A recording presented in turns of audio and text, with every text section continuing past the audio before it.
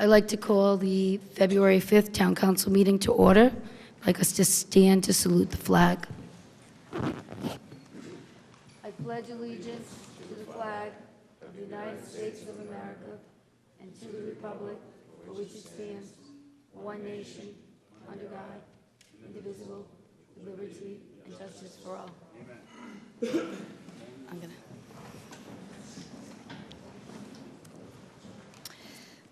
First order of business is approval of the minutes, December 18th, 2017, for the regular meeting. Do I have a motion?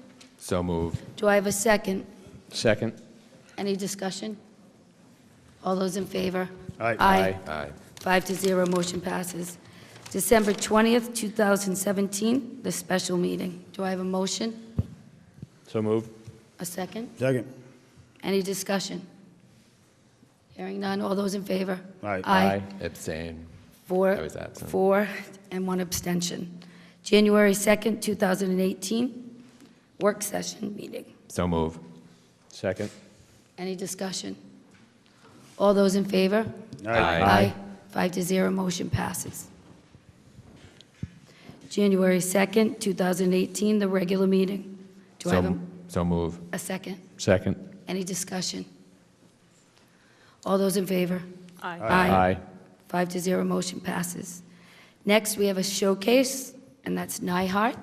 We had a workshop just before the council meeting opened, and they're here tonight, so we welcome them, and we'd like them to come forward and share their presentation on OPEB and the pension. Thank you.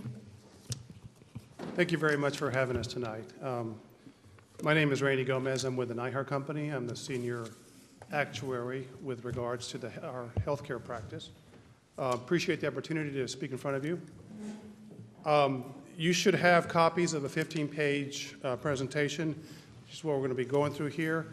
For the sake of time, if it's permissible, I'd like to kind of hit the highlights. I think everybody would like to hearing the main points and not get down into the weeds about the numbers. So speaking about the highlights, I'm looking at page 4, and one of the purposes of being up here today is to inform the council, town council, on changes, significant changes that have occurred since the last time that we did a measurement for you guys. The topic is retiree health care. So 2 significant changes have occurred since the last time. The first one was there was a rather significant change in the accounting standards and how the results are put together for purposes of financial reporting. It has no impact on how you run your business, where you buy your insurance, how you collectively bargain. But how those numbers show up in those financials is very different.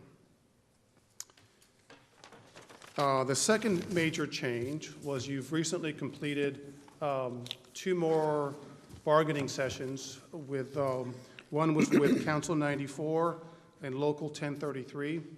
And as a result of those changes, the retiree health care benefits were changed for new retirees going forward. I know what the benefits are before and after, and I can tell you it was very significant reductions, which is a negative, but I think later on in my presentation, I'll show you the positive of that negative. I'm kind of an optimistic person, so I look for the good in things.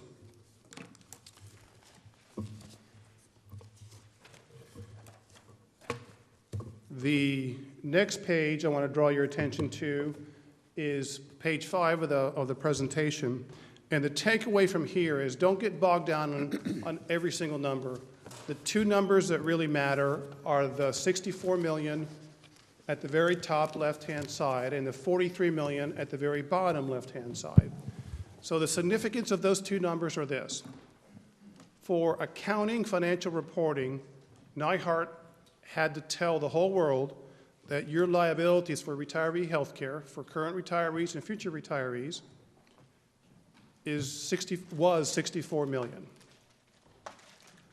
1 year later, on June 30th, 17, as a result of collectively bargained contributions going into your OPEB, collectively bargained and the change in the accounting standard, that liability now has been reduced to 43,700,000.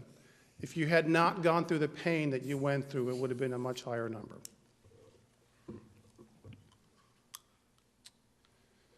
That one we don't need to worry about, or that one. This one I want to talk about. I'm looking at page 8 of the presentation. The takeaway, the purpose of this page was to show you the good news of that collectively bargained contracts. I'm looking at the bottom 2 rows on page 8.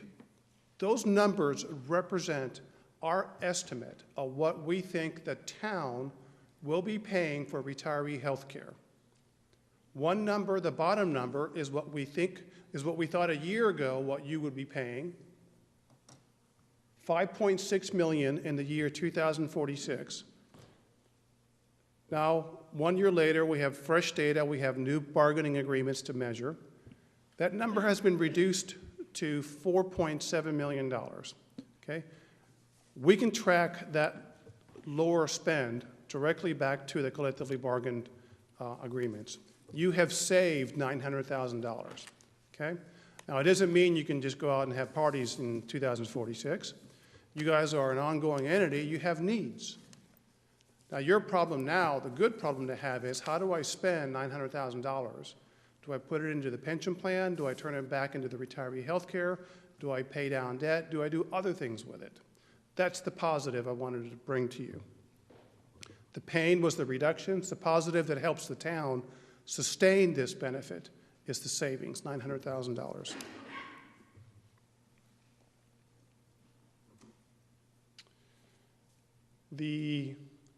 The other, excuse me. Okay, I know I can do this.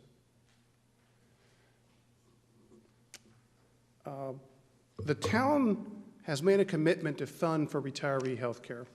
That commitment comes in 2 ways. One is you pay the bills from as the insurance bills are sent to you every week or every month. You pay those bills. Great. The second commitment the town has made is when there's extra money, you put that extra money into a trust that's restricted to retiree health care. You're building for the future. If you look at the page 9 chart here, at the very top of those bars is a line. It's blue on my handout, but that line represents what Nyhart wants you to do. If you have the means, this is what you need to be doing. But the reality of your finances and your policies that you've made today is that you can't do that. You can only pay for the bills as they come in, and then the red, it's kind of hard to see from here, represents that little bit extra that you could do when you have the extra cash to pay for going forward. I want to present that same information in a slightly different perspective. If you could pretend that you had a little bit more money, I'm not here to tell you where it's going to come from, but you have more money and you change your policies. You don't really change the benefits, but what you're changing is the money going in. Now the blue line, the line on top that was much higher in the earlier one, has gone down because if you put more money in today, that's less money you have to put in for the future.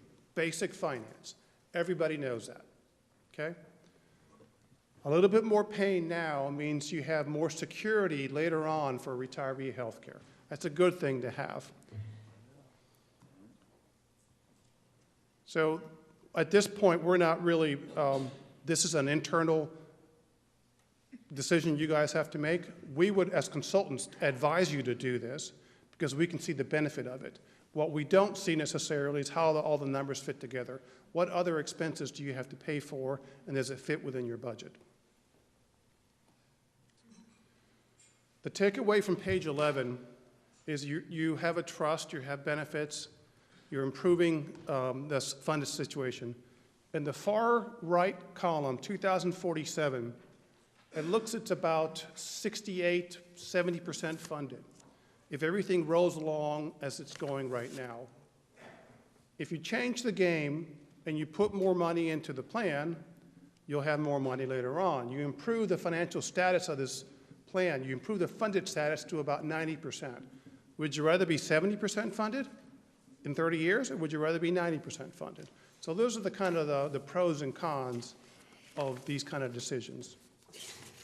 Again, I just want to remind you, we're hired to give you recommendations, evaluations from a long-term perspective.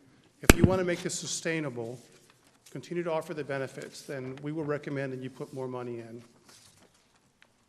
if it's in your budget. So I had 15 pages. I didn't want to go through all 15 pages. I don't think it was necessary. I wanted to hit the highlights. At that point, I'll stop if there's any questions. Any questions from the council? Yeah, I just want to point out, recent changes in our employee contracts have dropped the OPEB down 20 million, correct? From the beginning to From where we 14 are now. from the 14 20 to million today. is in two pieces, sir, the Right. contract and then the accounting changes. Correct, okay. So I just want to give credit to our town manager and Matt Mannix, and you were also on that negotiations, weren't you? Yes, For- I was on one of them. And the employees for their participation. Just want to point that out. Thank you. Thank you. Okay, thank you. Beth, are you going to come up and say anything? Yeah, I thought so. Thought you'd speak briefly to the pension. Yes. Okay. Yeah, I was wondering about the presentation part of it. I wasn't sure how to get there. That's good. All right. All right, do I know how to? Okay, good. I got it all figured out. All right, hi there. I'm Beth Wiley from Nyhart, and I'll be speaking briefly about the pension as well, just hitting the highlights. And there weren't a ton of changes on the pension side this year, so it'll be fairly brief.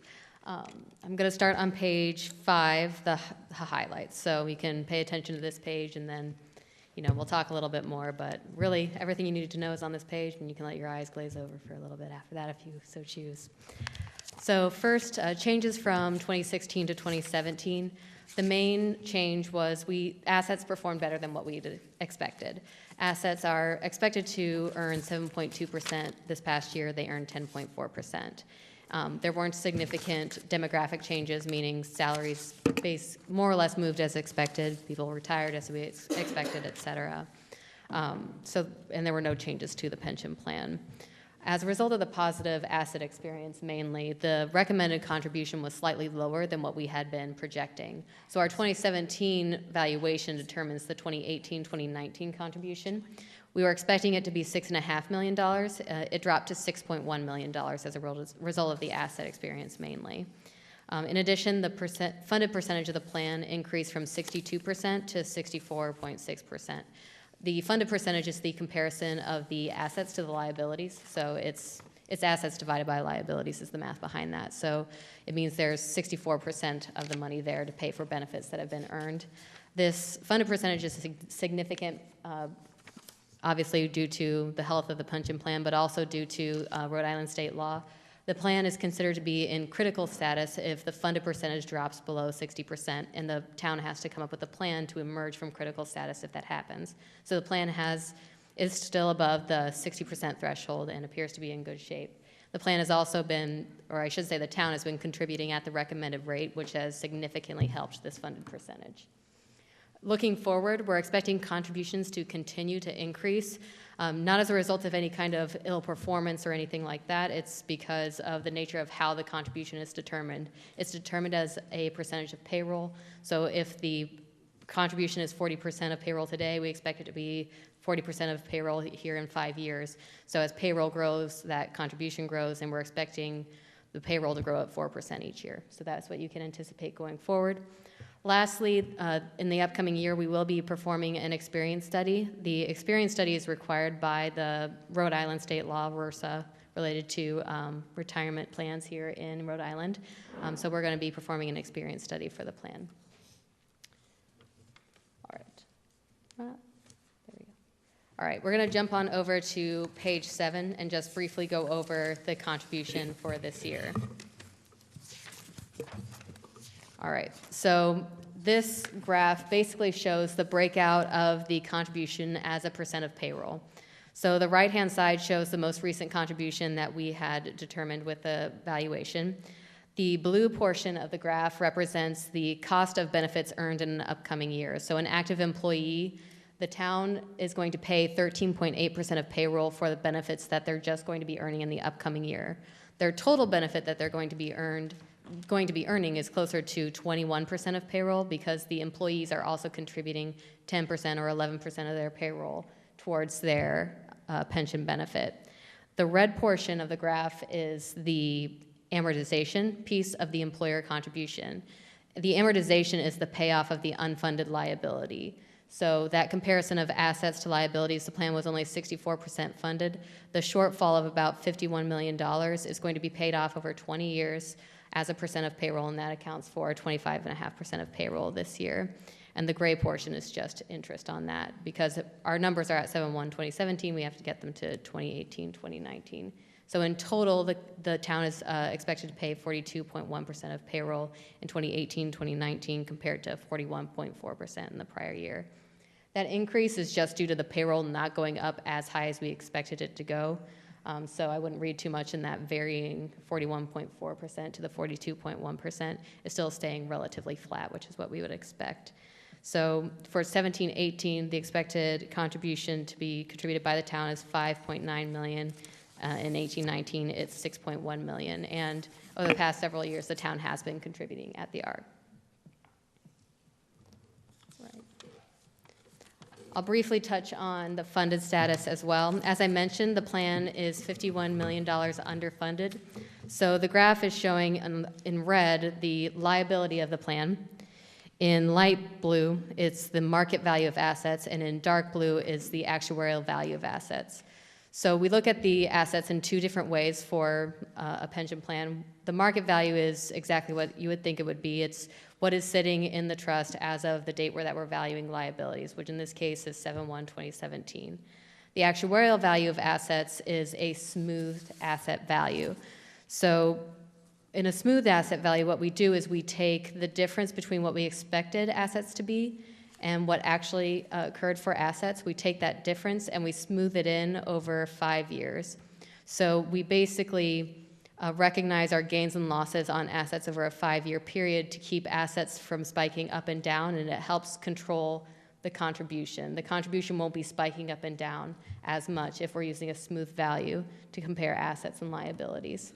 So it's just a timing game. That's all that it is, really. So you can see at the bottom of the page, we have the actuarial value of assets and the market value of assets, basically comparing the liabilities to the assets on the bottom two lines. I'm going to concentrate on the middle one, the actuarial value of assets. So you can see in 2014, the plan emerged from critical status and rose above 60% funded. That was mainly due to asset experience that year. It was a good year. The next 2 years were actually poor asset performance years, but the town had been contributing at the recommended rate, and that significantly helped keep the plan where it needed to be out of critical status. So now we're sitting at a pretty good spot at 64.6% funding. And as long as the town continues to contribute at the recommended rate and assets perform as we would generally expect them to year over year, there's no reason to think that that funded percentage wouldn't continue to improve.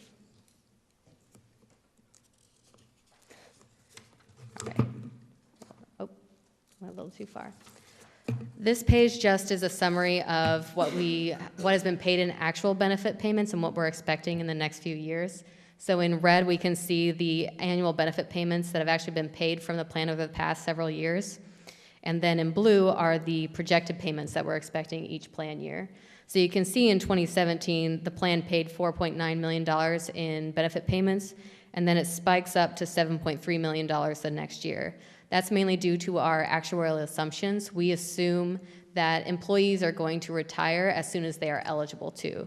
So what that's telling me is that we have about $2 million worth of people that could retire right away that the plan needs to be able to pay for. Okay? And then those benefit payments are going to continue to rise as more people retire, but also because of the nature of the benefits that are paid from the plan. There is a COLA that is applied to the benefits that employees earn, so those benefit payments rise naturally.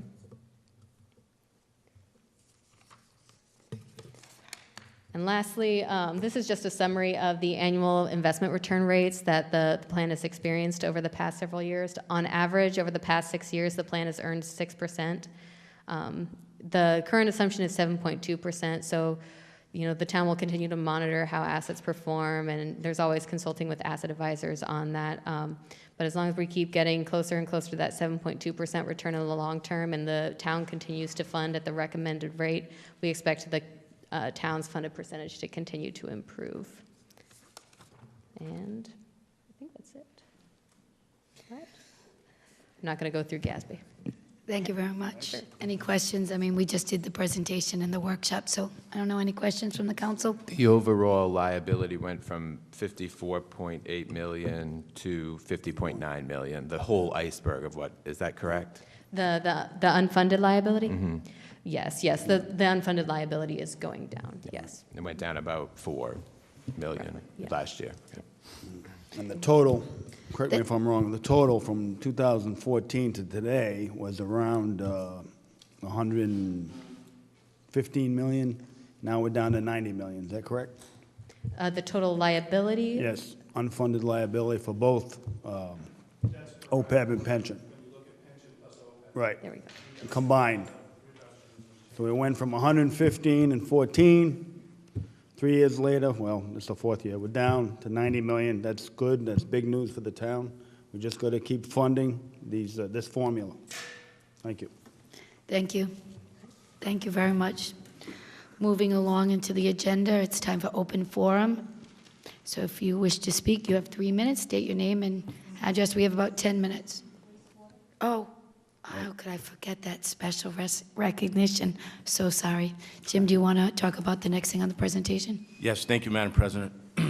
On January 4th of 2018, I was watching the nightly news, and I saw that 2.2 million gallons of wastewater had spilled in Nantucket, going down the streets, went into their marshes, went into their roads, a lot of infrastructure damage. I asked myself, could that happen in Narragansett? So I got the answer from Jeff Cesarine, and the answer was, sure it could. Lo and behold, January 17th, there was a wastewater spill in Narragansett. It could have been catastrophic. I don't know if it would have been millions of gallons, but it would have been a lot more than it was. There were 11,200 gallons of wastewater that was spilled in the Stanton Avenue station down by Sand Hill Cove. And it was noticed, not because anyone called or because there was any disruption of service, it was noticed because the wastewater treatment facility foreman and laborers were out doing periodic maintenance, and they noticed it. And it was in extremely cold weather. They immediately diverted 11,000 of those 11,200 gallons to another, pumped around the station, and then sucked up the other 200 gallons, averted probably a natural disaster so close to the marsh. The reason I'm bringing this up is this is stuff that goes on in the town, and I'd like to showcase that no one sees, no one hears about. These men that work at this plant take it personal. They work very hard. As I stated last time, they sleep there during storms to prevent, whether it's a hurricane or a blizzard, to prevent a catastrophic incident here in Narragansett. It starts at the top. Jeff has worked many years at getting federal grants to harden up our wastewater treatment facility, over $1.5 million in federal grants to put shoring to prevent large waves or tidal surges from taking over that plant, which is right on in Scarborough, right next to the beach. The bad news is it's going to cost $147,000 to fix that that wastewater break. The good news is you can imagine the hundreds of thousands if they didn't notice it and it went into the area homes. It could have been a catastrophic failure. I never realized how exciting wastewater is till I talked to Pete and Jeff, but I think it's worth showcasing them, and I'll turn it over to Jeff real quick just to go over a few more statistics. On behalf of the town, Pete, we thank you for your work is for your loyal service to the town. Thank you. I actually want them to come up too. I want to take a picture of all those important people. Thank that you, worked Jim. it, too. Are we more exciting than actuarial work? Sure, no disrespect, obviously. Oh, we are, okay. As exciting. As, All right, I know we've only got a couple of minutes, but I would like to recognize Pete Eldridge, the wastewater superintendent, and Steve Card, our operator, and also the guy who runs the lab for us at the Scarborough plant. They're here this evening. And what I really want to talk about very quickly is that, Jim is right. In our business, recognition usually follows bad things. We normally don't get recognized for good things. But tonight, I'm also happy to report that we did receive a very prestigious award.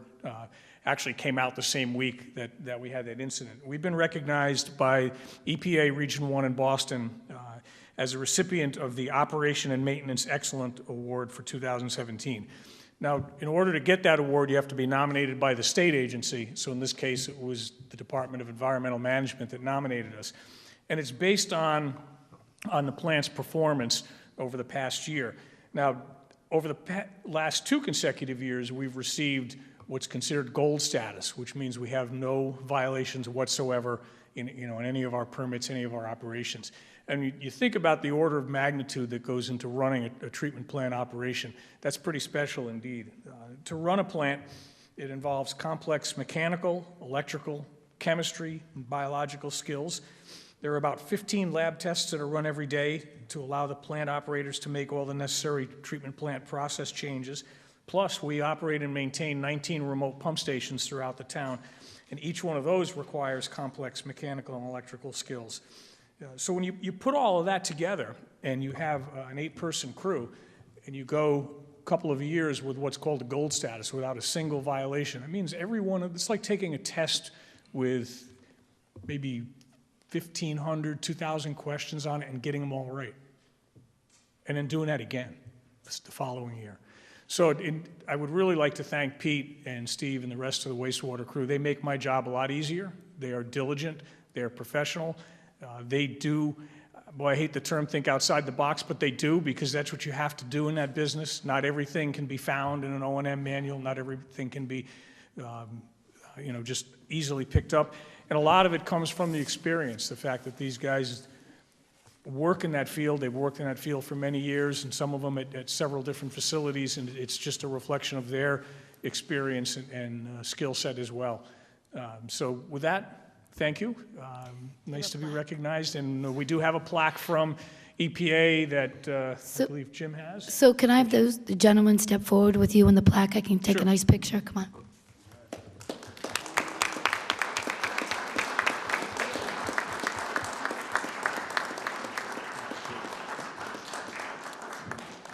That's you in the picture.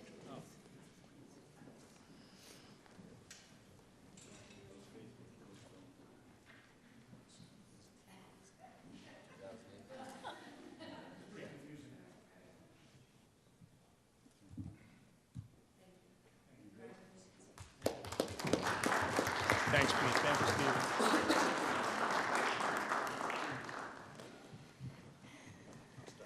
Okay, we have just a few minutes for open forum. Richard? Yeah, about one person, 3 minutes. Come on up. Please state your name and your address.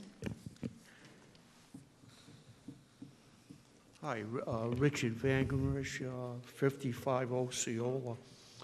In 2009, when David Crook was president, we had a meeting with the auditors, and I asked the question, what is the amount of OPEB? And the then finance director said $70 million, and we had 0 trust fund.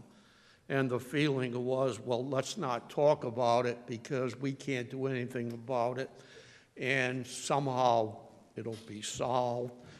And you have to realize this grows about $2 to $3 million a year, just as a result of a natural increase in retirees.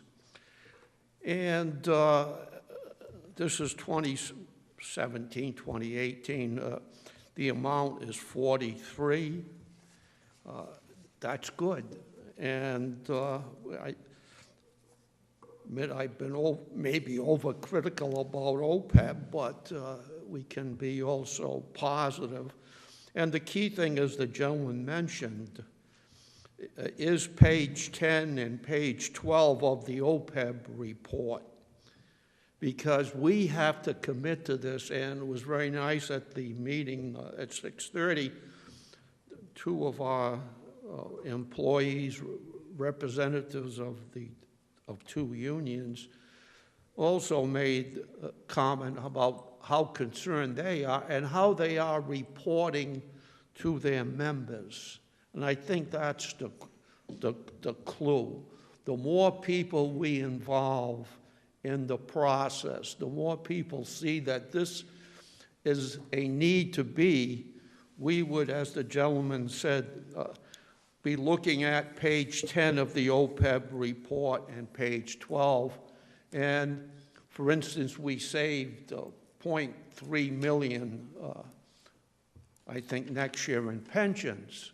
That should be posted, sent to the trust fund for OPEB.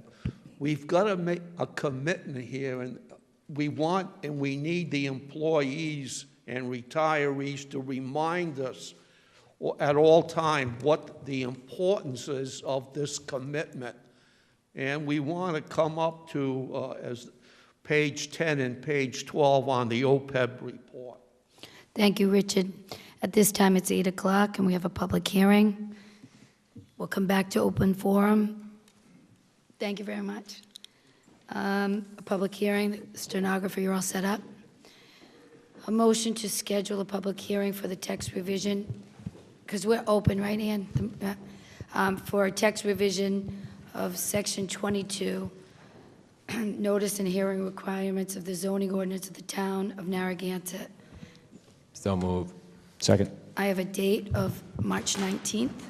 Does that work for March what? everybody? 19th. All those in favor? Aye. 5-0 It's a public, this is, for a text revision. right. I had a question on that. This is just about the scheduling, Right, right. I just. just had a- about the scheduling, I know, okay? but I had a very important question. Yeah, but on the scheduling of the date? Not the Okay. scheduling. All right, let's move on then.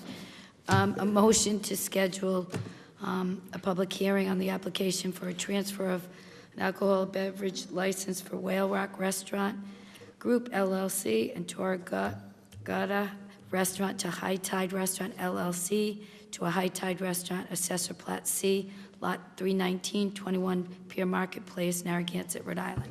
Do I have a motion? So move. Second. Any discussion? March 6th is the date. 6th? March 6th, is that okay? Sure. 5th, yeah. 5? I was like 6th? March 5th. Any discussion? All those in favor? Aye. Aye. 5-0, motion passes for March 5th. Next, a motion to hold the public hearings related to the text and mapping of Section 5 of the Code of Ordinances of the Town of Narragansett entitled Zoning for Expanding the Historic Districts. Do I have a motion? So move. Second? Second. Okay, the public hearings are open, and it looks like Mike's going to come up and do a brief summary on the work that we've done on the expansions of the historic districts, and brief, because we've had a number of hearings, and then I'll open it to the public. Madam President, thank you for the time. What I want to do is summarize. You know, we've been at this, we meaning the Historic District Commission, has been at this for 2 years. And the project was, to get to where we are today, took a very deliberate process. And I just wanted to kind of bring that back into the mindset of all the council members and the public present here. The commission rather is very proud of the fact that they conducted a very open process, initiated in 2015, where the commission members themselves actually walked different areas of town where they had seen notable densities of historic properties. And they came to their meetings and described to their colleagues areas that they thought were in need of consideration. Shortly after that, they asked us to draft the year of construction maps, which are appended to the larger maps at the back of a room. You saw those in workshop sessions. They had the different colors showing the age ranges of the buildings. And then the big event was in the summer, late summer of 2016. They held 3 workshops. One they covered 2 of the districts in each of the 3 workshops. Notably, they sent out notices to every property owner that was suggested for those districts. They had great turnout at the meetings, 40, 45 people on average.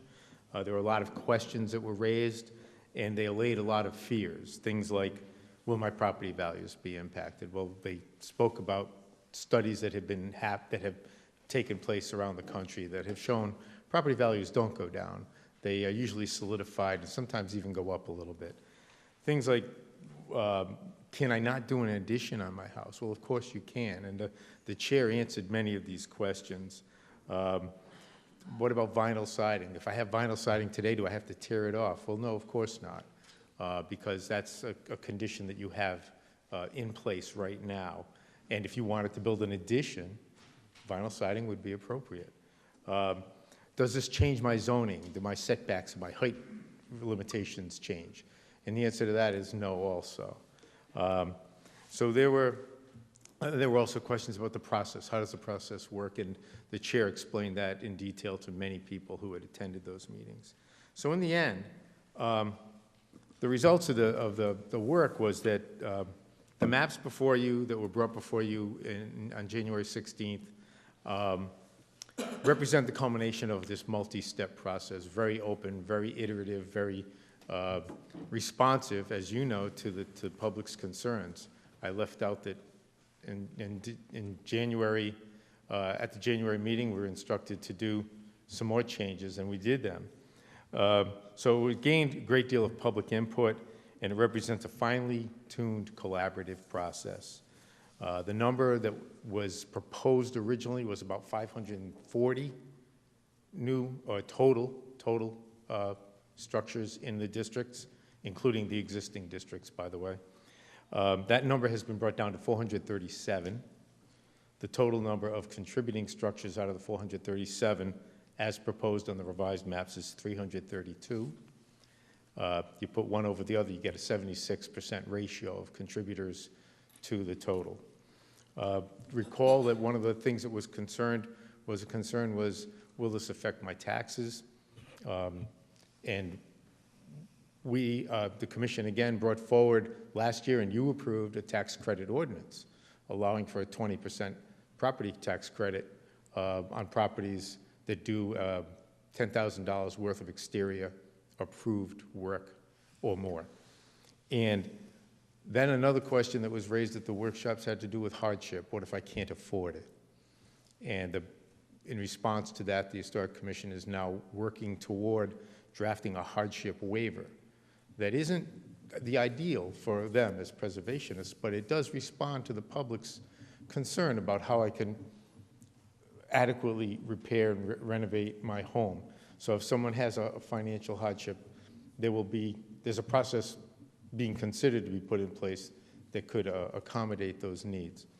So in the end, we believe that, and I'm speaking for the commission as I stand here, we believe that we've given you the maps that reflect not only the guidance you gave us in the last few meetings, but also the interests and the desires of the majority of the people who live in those areas. There were, as you know, some negative commentary.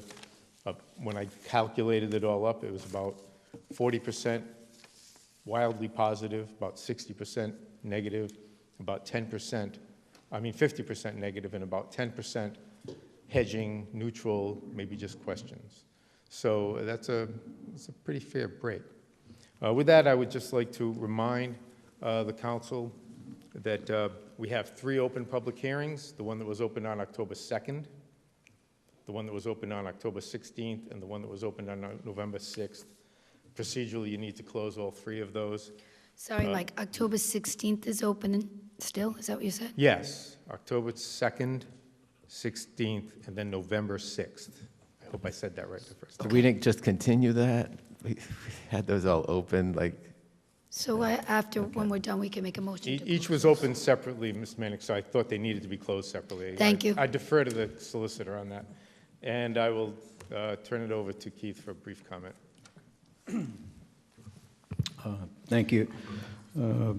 Just wanted to thank everyone that's been involved in the process, that's taken the time to come out, speak publicly for and against for the preservation of our resources, architectural resources, and for the preservation of our civil liberties, and on both sides. I'd like to thank all the public for their comments, the public documentation that's been made by the local journals, and of course, your vote and consideration. I think there are many things that we agree on, several of which are the fact that we have been losing our architectural antiquities for many years consistently. You need only look at some old photos at the towers and things to realize that there's been a constant trend for many years to extinguish our architectural antiquities. So I think we can agree on that. We have a good commission. We get together with people. We make great suggestions. We come to their places. They come to us. And then when we do have a final plan, we've approved it 100% of the time. And now we have a program to help pay for 20% of their project, up to $50,000. So we have a good program. I think where the difficulty lies, and where the council needs to inject its wisdom on the big picture as to what percentage of these resources and which resources do we want to save or do we want to preserve. I think we all agree that some are worth saving, but how many and which ones? And certainly we've all done a lot of work to come to summaries of those suggestions, and we thank the council for making this big decision as to where that lies between 1% and 3%, which are most important. And in advance, want to thank you for any decision you make and respect it as what's best for the town. Thank you. Thank you, Keith. Mark, just before we get started, should I make a motion to close October 6th, October 16th, October 2nd, October 16th, and November 11th? First, close those to get those out of the way? Yes? Yes. Do I have a motion? So moved. You should close them individually, I believe. Excuse me? I would close each of the meetings that are open individually, not in one vote. Okay, a motion to close the October 2nd. Do I have a motion? So moved. Second. Any discussion? All those in favor? Aye. Aye. 5-0. Closed. October 16th. Motion to close October 16th hearing. Second. Any discussion? All those in favor? Aye. 5-0, motion passes. November 11th? 6th. So moved. Second. Any discussion? Just a question. So does that mean we're closing everything now? Except the one that we're in right now. That's correct. All those in favor? Aye. 5-0, motion passes. So we have a public hearing that is still open on the historic districts. And I just want to make a comment. I want to thank the commission, and I certainly want to thank Mike and Keith for their work. And, it's been a long road, so I want to thank them. And I just want to remind the people, some people opted out of it or didn't really want to be in a section, and we worked out some issues on all of those. I think we collaboratively worked together. I just want to make sure that those people know that chose not to be in it, that they are valued, they are a part of this community, and because they're choosing to opt out, or because, not opt out, I guess that's not the best word, but because they're not in that, doesn't mean that they don't care about the community or they're not invested in it. So for all those people who spoke in the public hearings and felt maybe that they weren't valued on that angle, I just want to make sure that we understand that we value just as equally. So thank you. Moving on to the public hearing. Anybody from the council want to speak on any of the historic districts? The only thing I want to ask for, and I'm not quite sure who's going to answer this question best, I received a couple calls today about people concerned that tonight they might be voted into a historic district, and they were wondering what their options would be to try to have their home taken out of the historic district. So maybe we could address that. At this point, I can address that. There is none. We've had a number of public hearings. We did revisions. The historic district went back, have come back, and at this point, tonight's votes are going to be if they're voting to be in that district or not. So I think at this point, correct me if I'm wrong, Mark, or the commission, but I think we are on the final stages of either voting yes or no for each individual district. That's correct. Thank you. Any other questions from council? Hearing, Hang on, I'd like to say something. Okay, I want to thank the committee for your hard work. I mean, I know it's been a lot of meetings, and I just want to say that I cannot support this, and I'm going to tell you why. Basically, without an opt-out provision, I believe it's expanding government. I don't think we need this. I think most people who are going to work on their house are going to keep with the flavor of the neighborhood. I think it's an encroachment on property rights, although I know I have some people who disagree with me. But at the end of the day, once this is passed, once each district is passed, and the homeowner finds himself in a district, a historical district, if they don't comply with these current ordinances, the building inspector, correct me if I'm wrong, but if you're not in compliance, the building inspector can send you a letter fining you $500 a day for violation of a zoning code. And that's what we're voting on tonight. So the financial hardship, that's a thin blue line that's just too thin for me. If there was an opt-out provision making this non-compulsory, then I could support it. Thank you. thank you. Anybody else wishing to speak on the council? Okay, I'd like to hear from the public. Anybody wishing to speak on any of the districts and any of the districts on the expansion of the historic districts? I think his name is Russ. I really don't like talking, and I really don't like having to be here, but Hello, I'm Russ. here again. So you have to say your name Russ Dasta, and where you live. Your address? Avenue. You gotta swear me in, right? You want to state your address first? I did, 15 Fifth Avenue. Do you swear to tell the whole truth and nothing but the truth? I do. Thank you. So just to clarify, when Patrick at the last meeting asked if there was an opt-out procedure, and they said that there is not. Correct? At this time, there's not. There was time between all of the So- different meetings. So when they said there was, that was what? Well, I Untrue?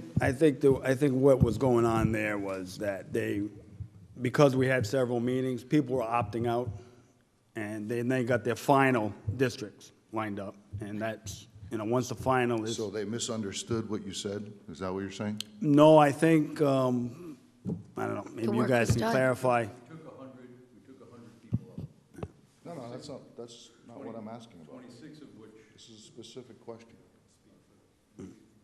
Yeah. Excuse me?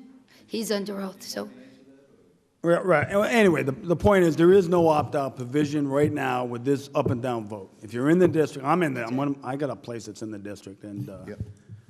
Okay. but so- there's no opt-out provision. All right, for and then this. there was another question brought up as to the legality of the opt-out procedure that you did was there any determination made on that A question? spot zoning issue, Yes, I don't know. and the That's- overall legality of this zoning ordinance. Right. I guess the question Yeah, is, yeah, are we, yeah, Mark Well, can talk about generally, spot zoning is not allowed, but historic districts are allowed. so. they're in Is that an answer? contradiction. That didn't sound like an answer to me. So- What, Spot zoning's okay when it comes to historic districts? no, spot zoning in and of itself is not okay. Yeah, oh, I know. So there No, was well, no it's not. If determination you're made gonna- as to whether this is in fact spot zoning? Well, no, the districts themselves, there may be spot zoning within a district. I don't know what the final maps look like, but there may be spot zoning within a district, and those people who have, subject to that particular area of the district, may have, a cause of action. But generally, the district itself would not be considered spot zoning. So the creation or the enlargement of that district in and of itself is not spot zoning.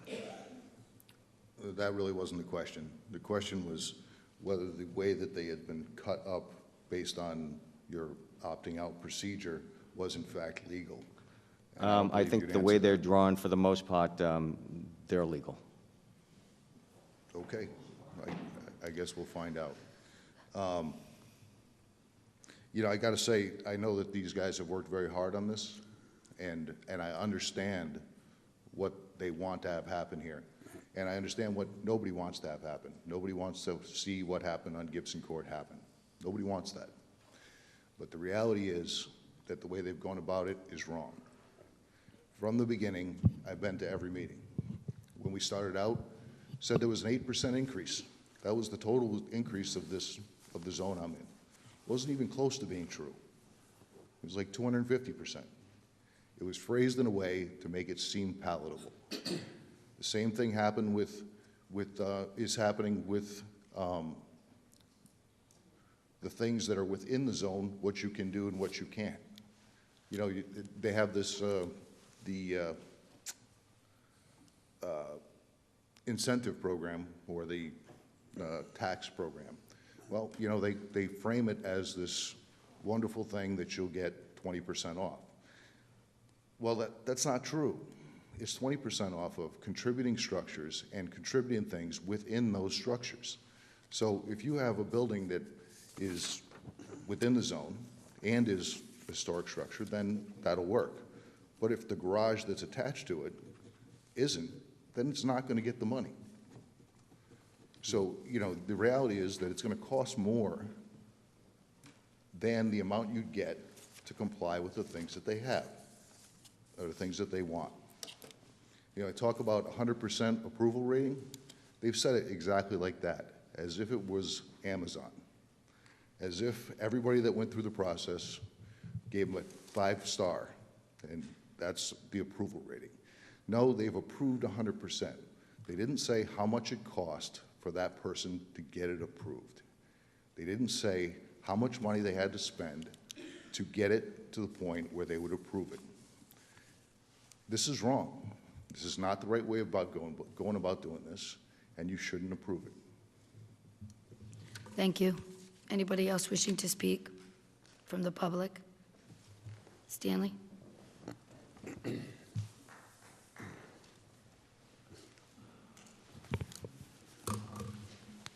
Would you state your name and address, Stanley? Stan Wojciechowski in Narragansett. Would you raise your right hand? Do you swear to tell the truth and the whole truth and nothing but the truth? Yes. Thank you.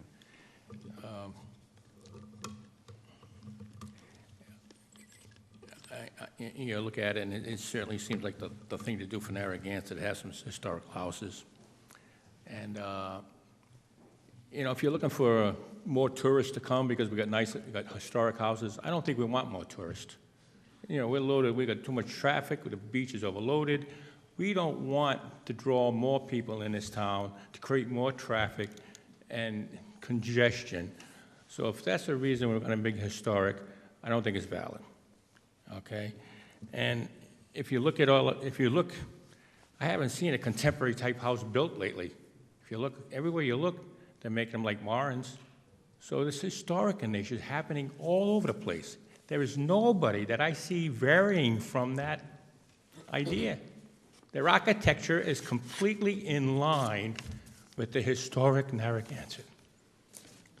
So I'm not so sure that we have to be forcing others to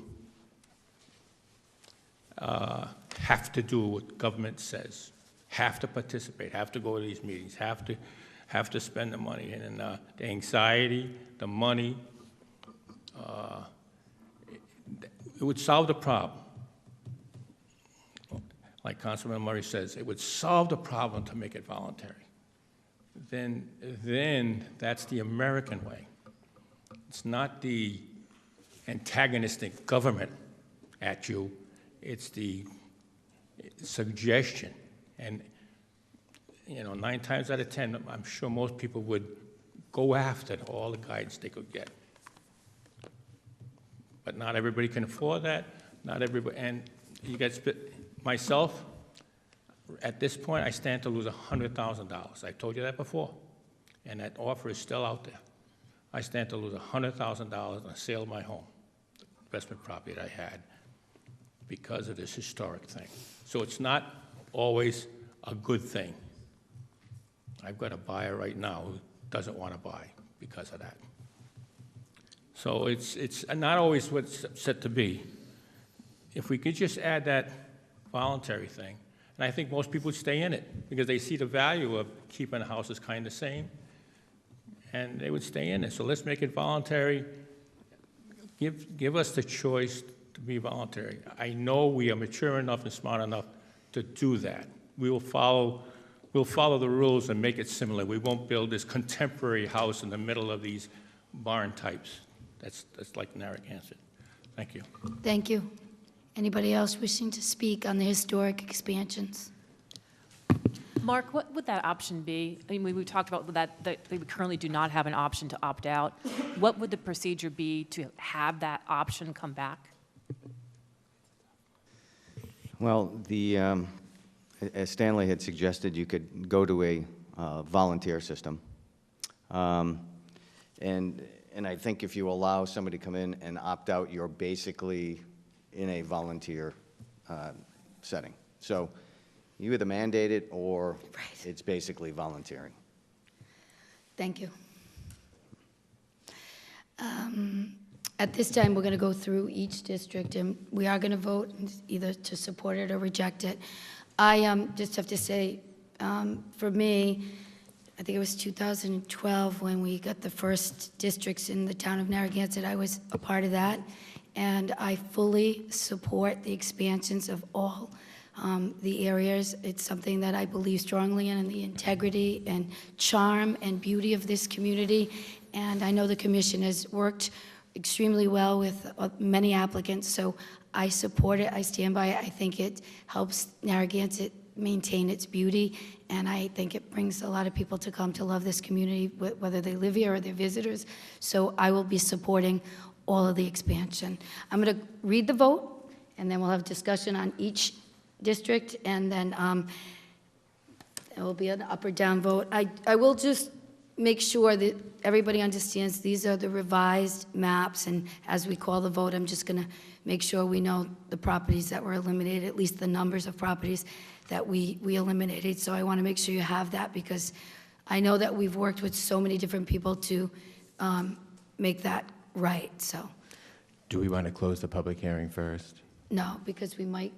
You want to leave it? Yeah, Okay. yes. Okay. Okay, so we have the first one. It's a motion to approve or reject the revised mapping of the Earls Court Historic District. Do I have a motion? So moved. Do I have a second? Second. Discussion. I just want to make sure Keith, if you just go, 37 properties were eliminated. Yeah, Earl's Court was reduced from 72 to 35 properties. Again, everyone that had opted out. 72 to 35. To 35. Okay, yep, got it. And we had actually eliminated 100 properties because even though there were only 26 that were opting out, we eliminated 100 because we didn't want a spot zone, so we opted up, we eliminated properties based on a criteria to avoid spot zoning. Thank you. Any discussion from the council? Yeah, I'm going to, at the end, because I'm going to vote on a case-by-case basis. Okay, so a motion to approve the revised mapping of Earls Court historic districts. It's on the floor. All those in favor? Aye. Was that No. 2 ayes? I said aye, yeah. I got a no.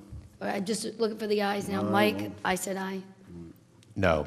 No. Okay, so all those opposed? No. No. No. It's 3-2, motion fails. Next one, a motion to approve the revised mapping of the Central Street Historic Districts. Do I have a motion? So moved. Second. Discussion? All those in favor? Aye. Was that 4? I voted yes, yeah. Who voted Aye. 4? Aye. 4, aye. 4-1, motion passes. Patrick, you were a nay. I'm a nay. Thank you. Yeah, it's just everybody saying it at the same time. I want to be clear and make sure we have everybody's vote on the record, so. You can ask for a roll call if you want. do a Yeah, roll call? Yeah, I'd rather do a roll call so everybody can hear that. Yes? Mike Murray? Moretti, yes. Murray, no. Bonanno, yes. Yes. Yes. Motion passes. 4 with 1 nay. Okay, the next one, a motion to approve the adopted new map of the proposed Boone Street Historic District. Do I have a motion? So moved. Second. Discussion. Roll call vote. Mike Moretti, yes. Murray, no. Cicilline Bonanno, yes. Mannix, no. No. Motion fails. 3-2. Okay. Next one. A motion to approve the adoption of a new map for the proposed Narragansett Avenue Historic District. Do I have a motion? So moved. Second. Discussion. Roll call vote. Moretti, yes. Murray, no. Cicilline Bonanno, yes. Mannix, no. Mannix, yes, sorry. Yes.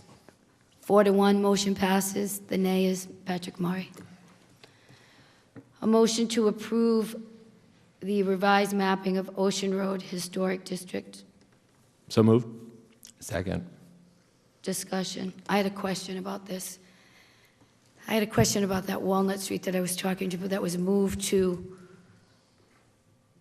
it was moved into this Ocean Road and into this ocean piece, and I'm not understanding why, and I don't feel comfortable with that. Understood. In the first iteration, going back to the hearings, this section right here, here's South Pier Road and Ocean Road intersection, okay? Half of this area was in the Ocean Road district. Right. I'm getting there. This part right here with Walnut being this street right here, was proposed to be in the Earl's Court district. When we did our changes, we took out a significant amount of the north end of Earl's Court. If you bear with me, I'll go back to, whoops, not that far. So, now the map is turned north being upright. We took this area out here, that's the Gibson Court condos and a grouping of about 7 or 8 houses fronting on South Pier Road. So it was going to separate this from all the remainder of that. So moving back, just to clarify. Give me a minute, there we are. So we thought that this 2-block area, which has some really great architecture and a high density of architecture of older properties, would be more appropriately appended to this Ocean Road North and saved, not eliminated. So I realize that's a little bit, it was a little confusing, but that was the proposal of the commission. We did have a lot of questions on Ocean, and we did make Understood. some changes, but that's definitely one that sticks out for me. So I've just, Any further questions? So that's on the very end, so we can certainly, and if that's an issue, that can certainly be eliminated without spot zoning because it's on the very end of the so it district. wouldn't be, so, So if this council decided to approve with that exception, you know, that could be doable without spot zoning. could you make that amendment? Susan, I just thought there was a lot of opposition to Ocean Road, and there was just a lot of people thinking it was not part of the history of the town. Okay, is there anybody that wants to make an amendment on that or no? Okay, so hearing. Well, we're doing the votes on each piece. Yeah, we're still discussing it. We're still discussing it up here. So, Russ, we're running the meeting here. When it's your opportunity, you can come up and say your piece. Right now, we're talking with the council if what we want to do with Ocean Road. Certainly, you can come up during the public hearing and weigh in when it's your time. Thank you. No other questions from the council?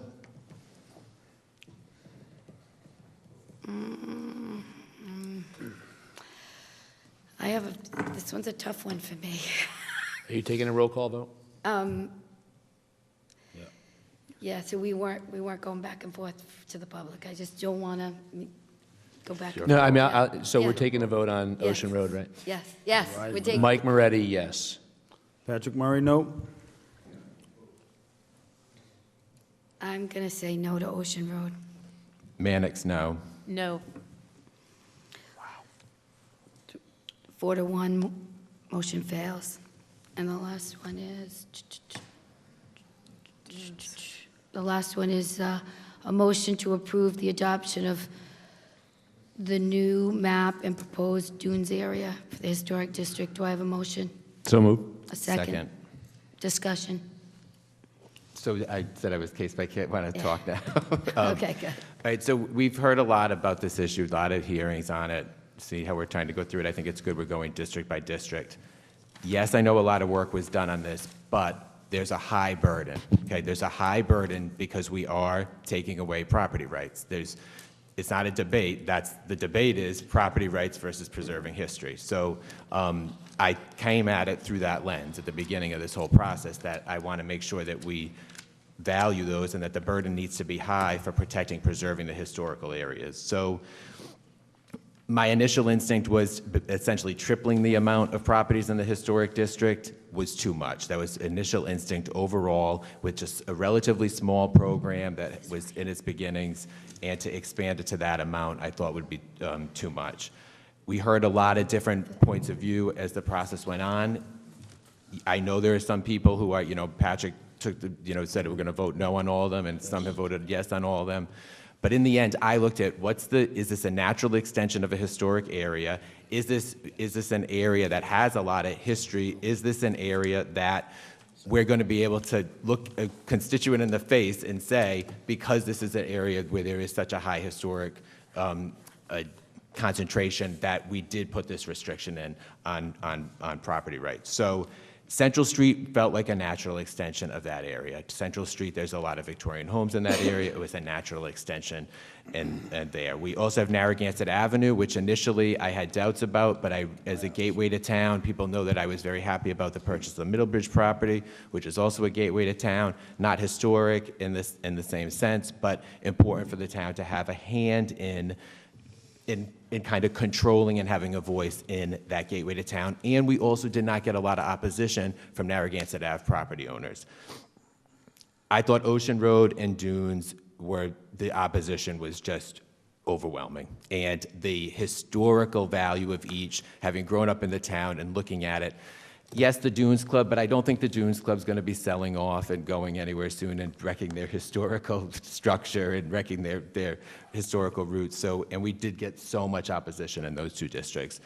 And then it left us with the two kind of in the middle, which essentially, because we cherry-picked properties out of them, I can't get around the spot zoning issue. If you look, for example, at Boone Street, it's right in the middle that we've pulled properties out. So I can't support those because I know when people talk about spot zoning, you can't do a property by property. It's got to be a district by district view.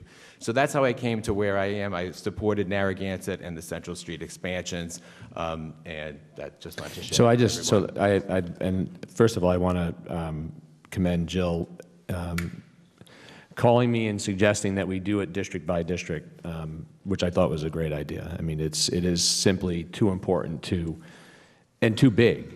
I voted yes for every district because I think it's a very, very important thing for the town. I recognize property rights. I'm not anti-property rights, trust me. So, and I would argue that there's probably as much history on Ocean Road as there is in Central Street and Earl's Court. I wish, and again, I voted yes for each one of these simply because I support in spirit what we're trying to get done.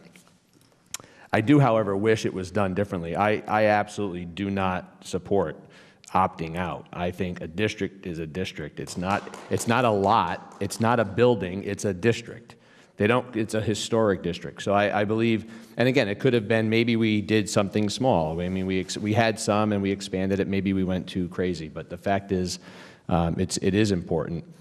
And Stanley, you mentioned that there are no structures being built that are not historic. I'll point out a few near my house that you might disagree with, or I disagree with you, right? So there are a few that don't comply, and that's okay. But the fact is, the town of Narragansett is taking steps forward, and this is one important one that I think, in the spirit of all the work that you've done, is very good. Again, I think carving it up gave everybody a chance to kind of look at each district individually.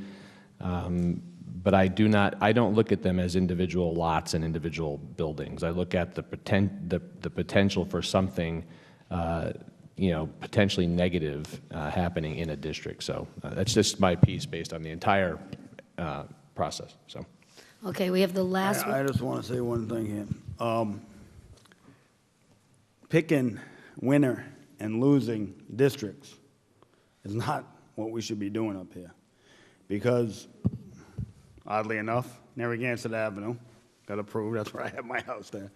But that's fine. But there's many people there who don't live in the home. They rent it out. They're not aware of what's going on. They don't live in the state. And a lot of people don't know what's going on. So to just pick winners and lose like this, to me, is bad government. So, thank you. Okay, we're looking at... One thing, Susan, I just wanted to say about some people, too, were treating the historic districts as a way around their concerns that we were too lax with zoning. And that was crept into a lot of the conversations, I had with constituents. If you were concerned about zoning regulations being not upheld, then we've got to... That's the message of the council we need to put up there. But historic districts are not the solution to that problem. So I think I heard a lot of that and kind of an undercurrent of that. So to those people, I want to say, then continue to talk to us about if you're concerned about we're a little too lax on some of the zoning pieces or that the zoning board's too lax. But don't use this, which was only going to affect 2 to 3% of properties anyway, as a way to solve it. This was not solving that problem. This is about preserving history of the town versus the private property rights. Thank you, Matt. Thanks. Okay, back to the motion that's on the floor to adopt a new map for the proposed Dunes Area Historic District. We didn't vote on that. Roll call vote for the last one. No, that's why I was kind of wondering why everybody was sharing their piece again, but it's fine. Roll call. Moretti, yes. Murray, no. Cicilline, Bonanno, yes. Mannix, no. No. 3-2, motion fails. And as just a summary, I just want to review to make sure for the public, as far as the votes. The expansions for Earl's Court was no. Central was yes. Boone Street was no. Narragansett Avenue was yes. Ocean Road was no. And the Dunes area was no. Is that accurate for the record? Thank you. And for the record, since everybody else got a chance to, the reason I voted as I did was I looked at these, I saw spot zoning in many of these maps. We had a memo from the solicitor talking about spot zoning that concerns me.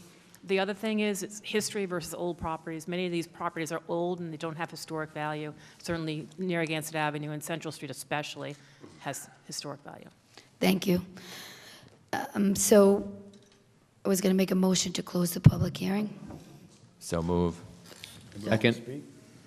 Oh, okay. Meg? Margaret Rogers, 68 Earls Court. Do you swear to tell the truth, the whole truth, and nothing but the truth? I do. Thank you. Thank you. So with this decision tonight, it has to be, you've telegraphed a powerful message to the community that you have chosen not to protect some of the most historic properties within the town of Narragansett. The Druid's Dream, the 4 historic McKim Mead and White cottages on Gibson Avenue, and the historic bed and breakfast on Earl's Court. This means, let me be clear, that these properties can be demolished, torn down, and irretrievably lost to the town of Narragansett. Some of you campaigned on this and stated that you took the time to walk through the Sherry cottages and telegraphed a message to some people that if the time and place came, you would protect those buildings. You've chosen not to. So this is a bell, it's a clarion call that will be heard throughout the state of Rhode Island, and it makes me ashamed. I think that it will be very difficult to recruit people to serve in the HDC when you disrespect them.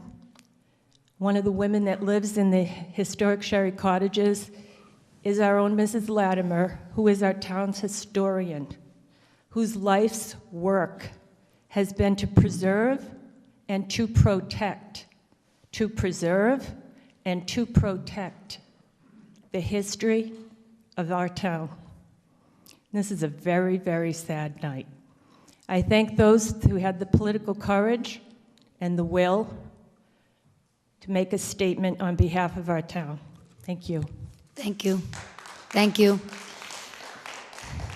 Bob?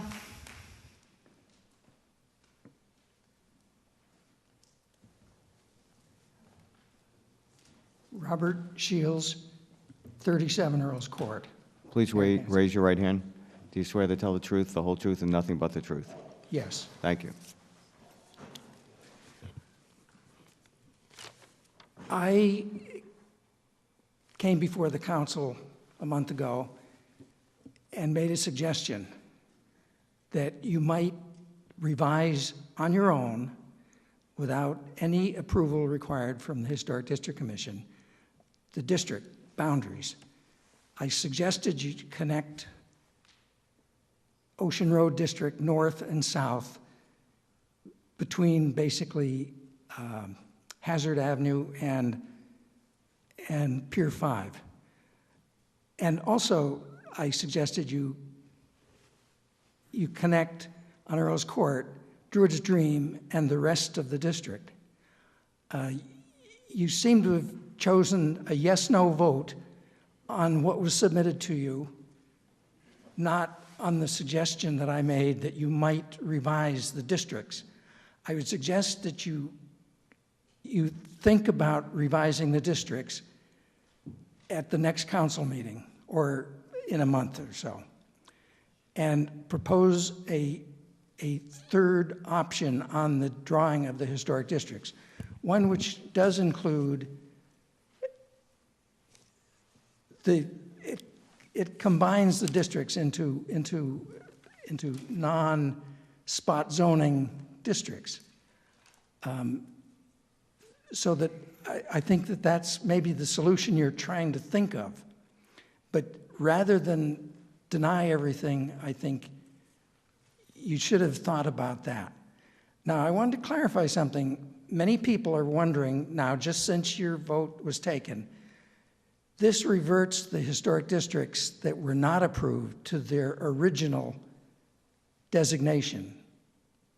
It doesn't disband the districts that existed before these revisions were proposed. I think you should explain that to the people here tonight. Explain what was approved and what was not approved. And Yeah, I mean, I think, Bob, I don't mean to interrupt, but I think people understand it's an expansion of the districts that we have. I think they understand that. That's not, so reverts that we don't have any historic districts? Is that what you're saying if we voted no? I think you need to clarify that. Well, I just did. I don't think there's any misunderstanding Well, about. Narragansett's a new district. That's a Yeah, but totally the new district. expansions that we voted on are, I don't understand how that could be. We just did two things, right? We Expanded voted Ocean a Road. new map for Narragansett Avenue, and we revised Central Street. What existed before that still exists. Yeah, what happened before that Okay. doesn't affect We're- it. We're, on Earl's Court, Historic District, we're back to voluntary districts again. That's what it boils down to. And also voluntary districts in the other districts that were voted down. So I regard this as a very poor move, because we made a great effort on the Historic District Commission to do away with voluntary districts. They actually serve no purpose whatsoever. So I'd like the council to consider bringing back a couple of motions on the districts that were not approved tonight, with changes made to them, at least removing the voluntary aspect to the Earls Court District. So I thank you. Thank you. Anybody else? You already spoke on what? Richard, did you speak?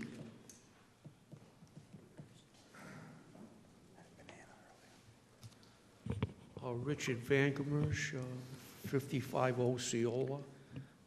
Do you swear to tell the truth, the whole truth, and nothing but the truth? Yes. Thank you. I would suggest that we all need some sort of a refresher course, or probably a new course on Narragansett history, because we certainly are woefully aware of it. Now, whether that would change any votes is problematical, but this is a very historic community, ranked higher than Newport in the 1860s and 70s, that had all the wealth Newport had in those years. And we just don't seem to understand that. Newport did, as I said many times. If Doris Duke were a Narragansett resident, we would be Newport. And somewhere, somehow, some Doris Duke is going to have to get up and point out what we have here, the richness of our history, that stands alone. Whether it brings in more people or not is irrelevant. You know, history is important. Thank you. Anybody else wishing to speak before we close the historic expansions? You already spoke. Anybody have any new information to add before we close the public hearings? Votes have taken. Do I have a motion to close the public hearing? He already spoke. He already spoke. A motion to close the public hearing. So moved. Do I have a second? Second. Yeah. All those in favor? Aye. Aye. 5-0, public hearing is closed. Moving on, we're going to go back to open forum. Anybody wishing to speak for open forum? Stanley.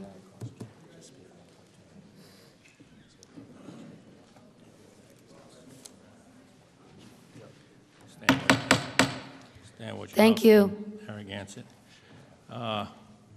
Subject tonight is, I'm interested is means tested, means tested. I read in the paper about the homestead reviving itself this month, I guess. And I want to speak again, justice for all, justice for all. Tax justice for all. No one gets a favor with a lower tax at the expense of every other taxpayer. And that's where I look at the homestead. You gouge out some sector, give them a tax break at the expense of everyone else. And probably the justice for all. I guess there's a compromise that could happen because it said justice for all, it also said under God, under God. Under God, we want to help the poor.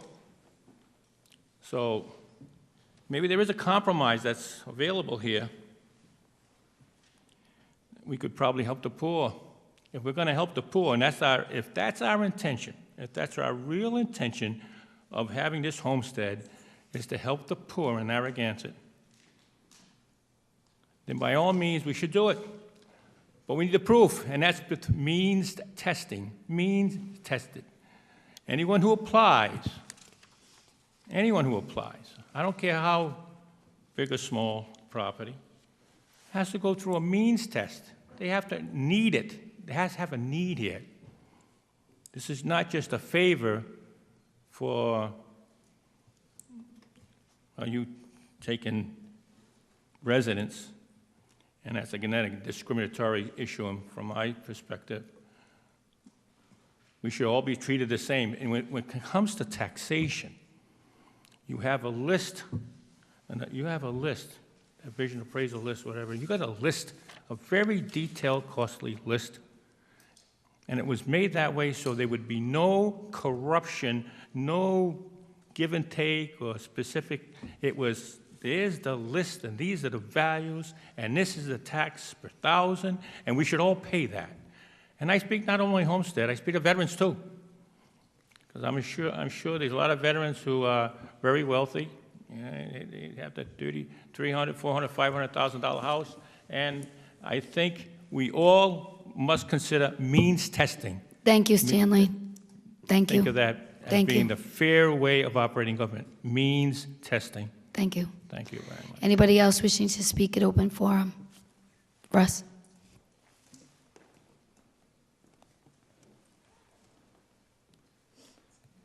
Can I do this again? No, this is just open forum. This is, Okay.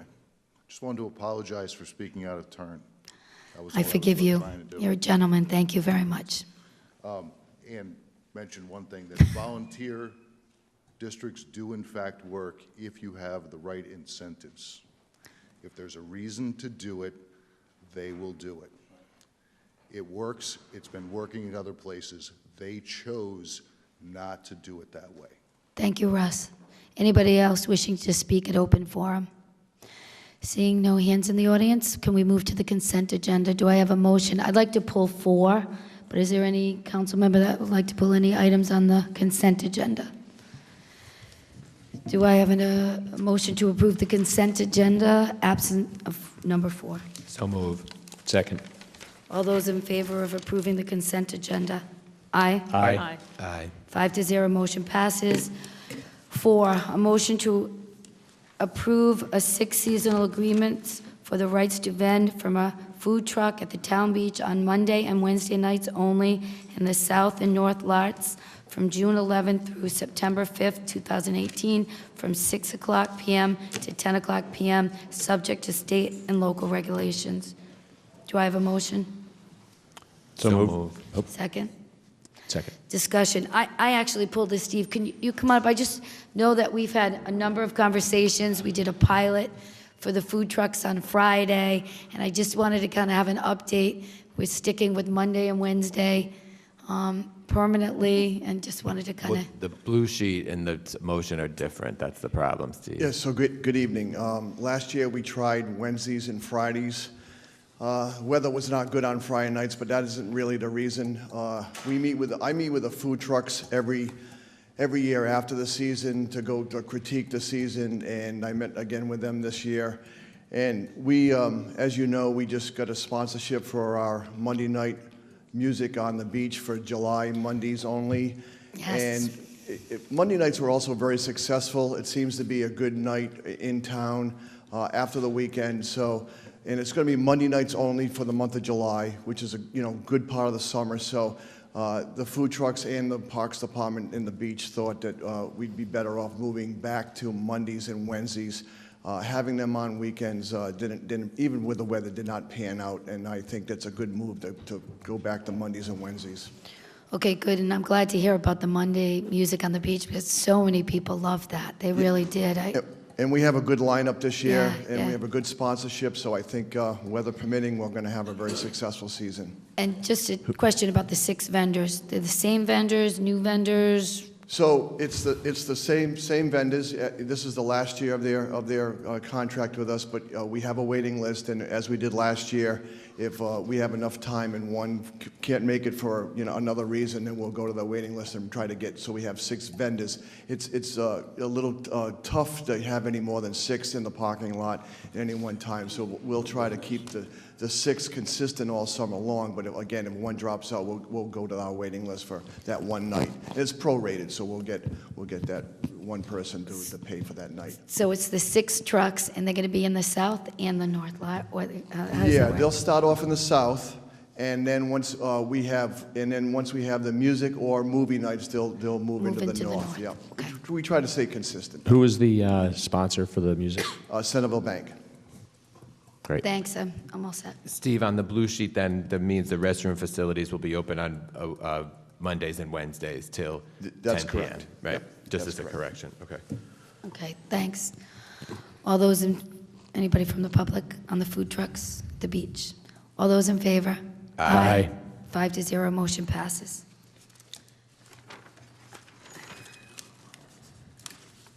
Moving on to new business, motion 10, motion to introduce, read, and pass and accept as a first reading an ordinance and amendment, the Article 4, Farm Animals, Section 679, hens and roosters. Do I have a motion? So moved. Do I have a second? I'll second. Discussion. So this is a motion that we talked about the last time. It's a draft about some concerns in the town of Narragansett. We have no restrictions for chickens, hens, or roosters in the residential zones. Some residents were concerned about the number of the backyard flocks, the noise of the rooster, and chickens or hens roaming around the streets of Narragansett. And I got to be honest, I've talked to so many people that have chickens on their property, people that don't. I visited so many different places in Narragansett. Some people had hens running around neighborhoods on other people's properties. So I saw the full gamut. I talked to people that loved having eggs and from their hens and were really proud to have the animals on their property. However, this came about because, again, quality of life issue.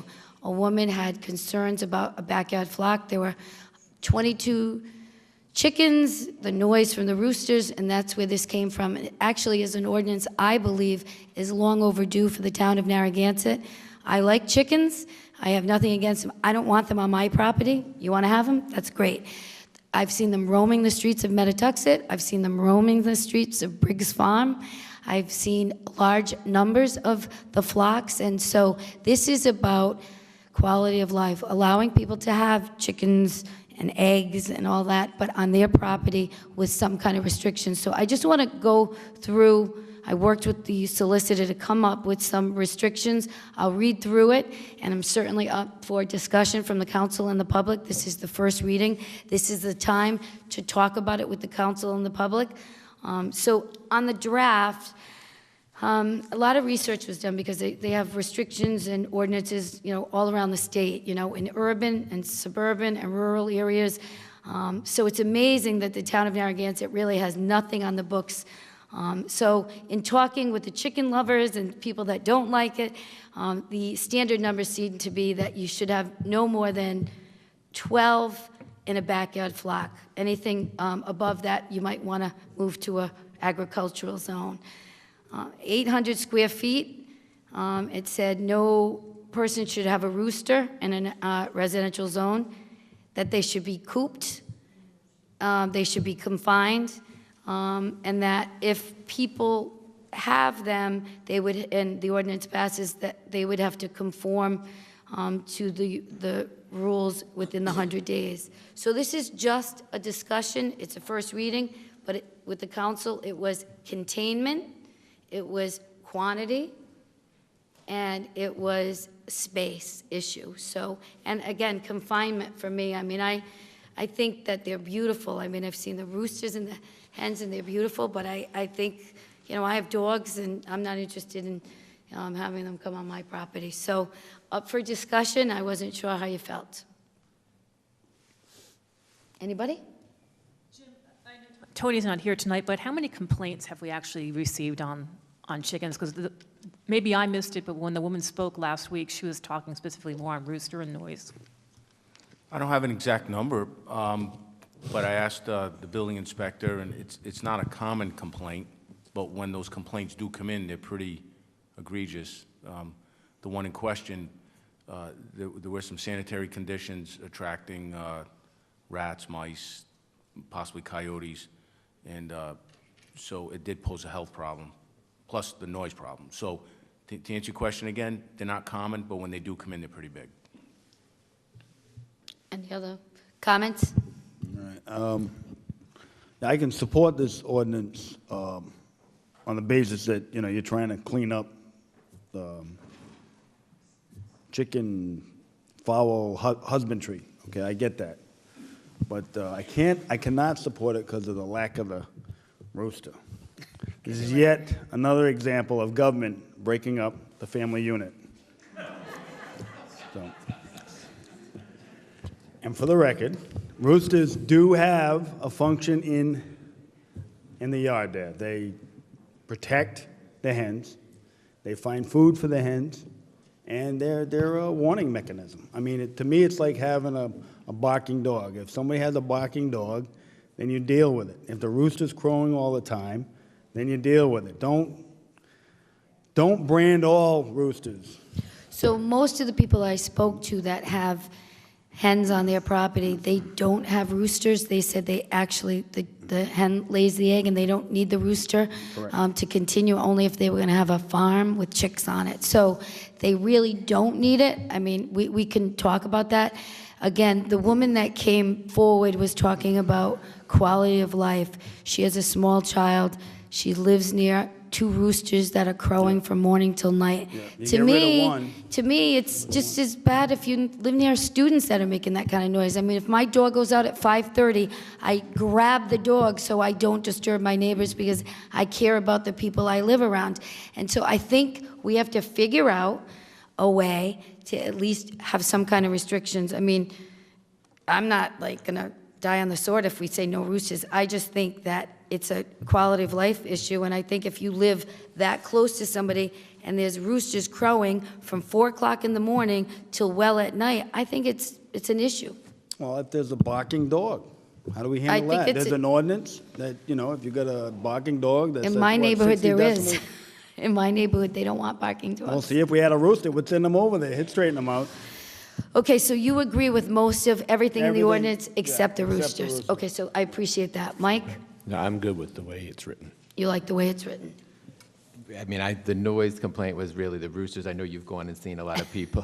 Done a lot of But work we've on this. gotten, we really started with the one complaint. I mean, there's a part of me that, is there a way that our town manager and Tony could talk to the 2 neighbors, at least make a pass without getting into a whole new ordinance and just talk to them?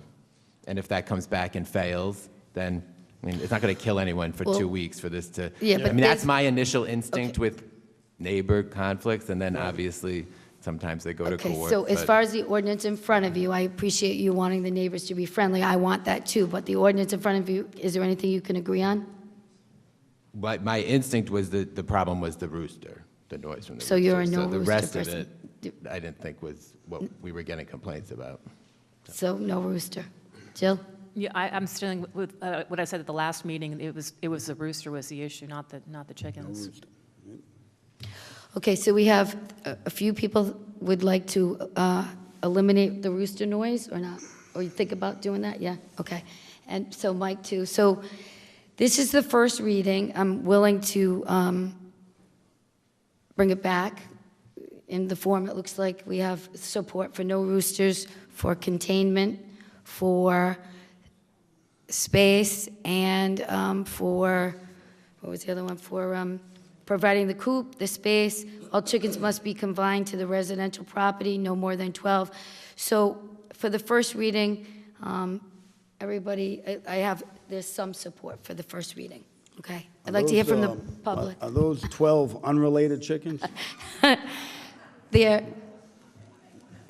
actually, I mean, Mike brought up the backyard flock, and I actually think, if you want 50 chickens or hens, then that's an agricultural zone. That's a farming area. If you live in a residential zone in the North End, on Canonicus, Old Pine, Metattuxet, those are tight streets. I don't know about you, but I like to sleep at night, and I'm sure those people would want to get some rest. So this is the draft. It seems like there's appetite to support it, but I'd love to hear from the public. Please come up and state your name. You have 3 minutes to address the issue. Good evening. Lisa Doyle Lassie, Canonicus Road, Narragansett, and it is my flock that has initiated this proposed ordinance. And if I may, I have some photographs that I would like to share with the council. You can just hand them to the clerk at the end for evidence, okay?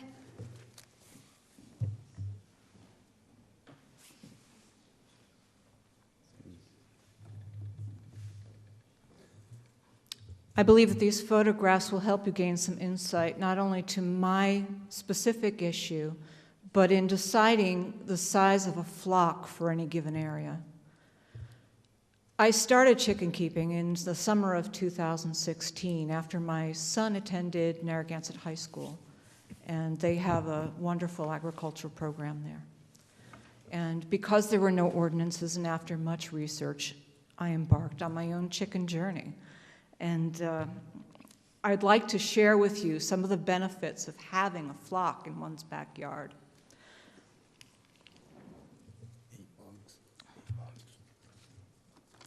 First of all, chickens are wonderful for insect control, specifically ticks and mosquitoes that carry many viruses, as we all know.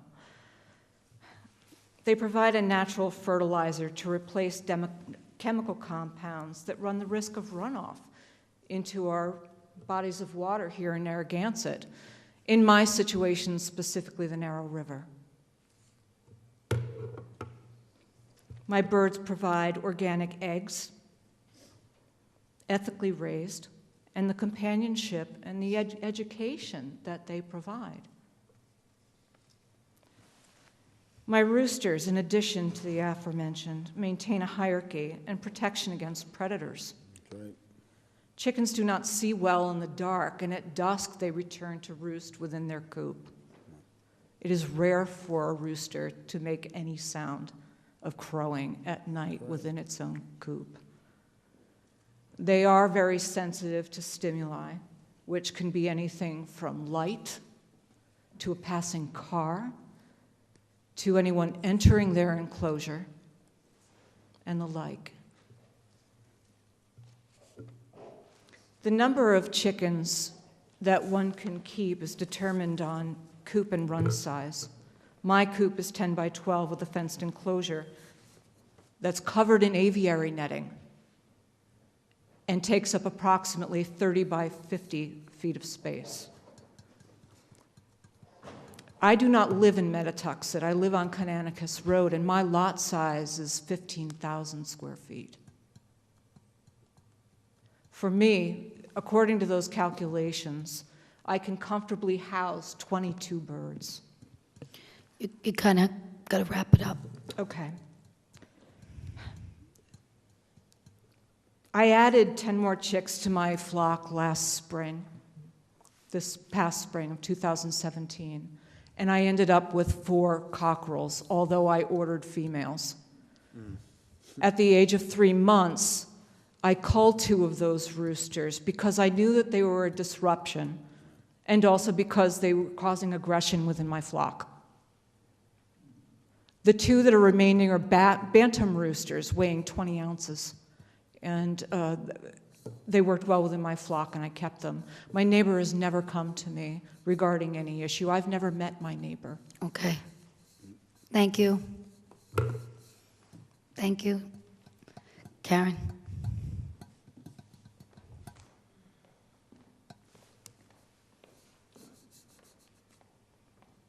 Totally against. Say your name and address. Karen Shabshelowitz, 63 Wanda Street, and we have small backyards.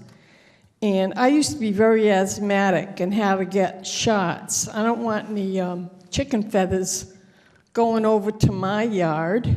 I used to have to sleep on pillows that didn't have feathers and had to get 3 shots a week. And I called the Department of Health to find out if there were any restrictions. They said it's left up to the local community. And I think it's now the thing to do is to grow your own organic eggs, which might be well and good if you were just doing it for yourselves and you didn't have neighbors around. But my brothers did a science experiment and hatched eggs when they were in school growing up. And you could smell the chicken litter or whatever it was. It was in a box, and they hatched the eggs with a gooseneck lamp. And you could hear the little chicks peeping all the way down throughout the house. So I beg to differ with you that it's just the roosters that make the noise. I'm sure there are chickens, and I don't like the idea that there could be diseases. They can attract coyotes. They can attract rats and mice that are going after the corn kernels or the feed or whatever they use. And it may be different in a farming community where there are large plots of land, But it seems to be the trend now that people want their eggs, if they want to have eggs that are organic, that aren't fed antibiotics, that aren't kept in a cage, then, excuse me, but couldn't they buy their eggs from the farmer's market or from farmers in Rhode Island that sell organic eggs? It's not right to impose that on neighbors just because there's a boundary line. Doesn't mean that that's where the is going to stop. And who knows whether they are bringing their chickens to a veterinarian to see if they're healthy, if there are any kind of diseases that are transmitted. Who knows if, they could transmit diseases to humans. I think I spoke to Dr. McDonald, who's one of the directors at the Department of Health. I spoke to him directly. I think he was aghast. He said, "I wouldn't want chickens next to me." That was his quote. But I am totally against it. And I think we should support the farmers and the organic people that are going by the health guidelines that the Department of Agriculture, whatever, would guide towards the chickens. And if one person does it, who's to say that somebody else can't start chickens in the shed next door? Thank you. Thank you, Karen.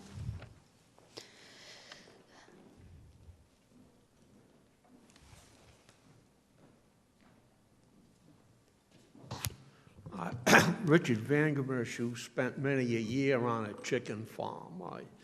I find this kind of amazing. And that the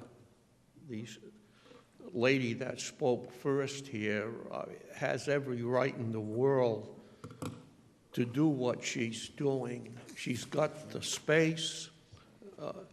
To think that chickens have to be cooped up is kind of a misnomer.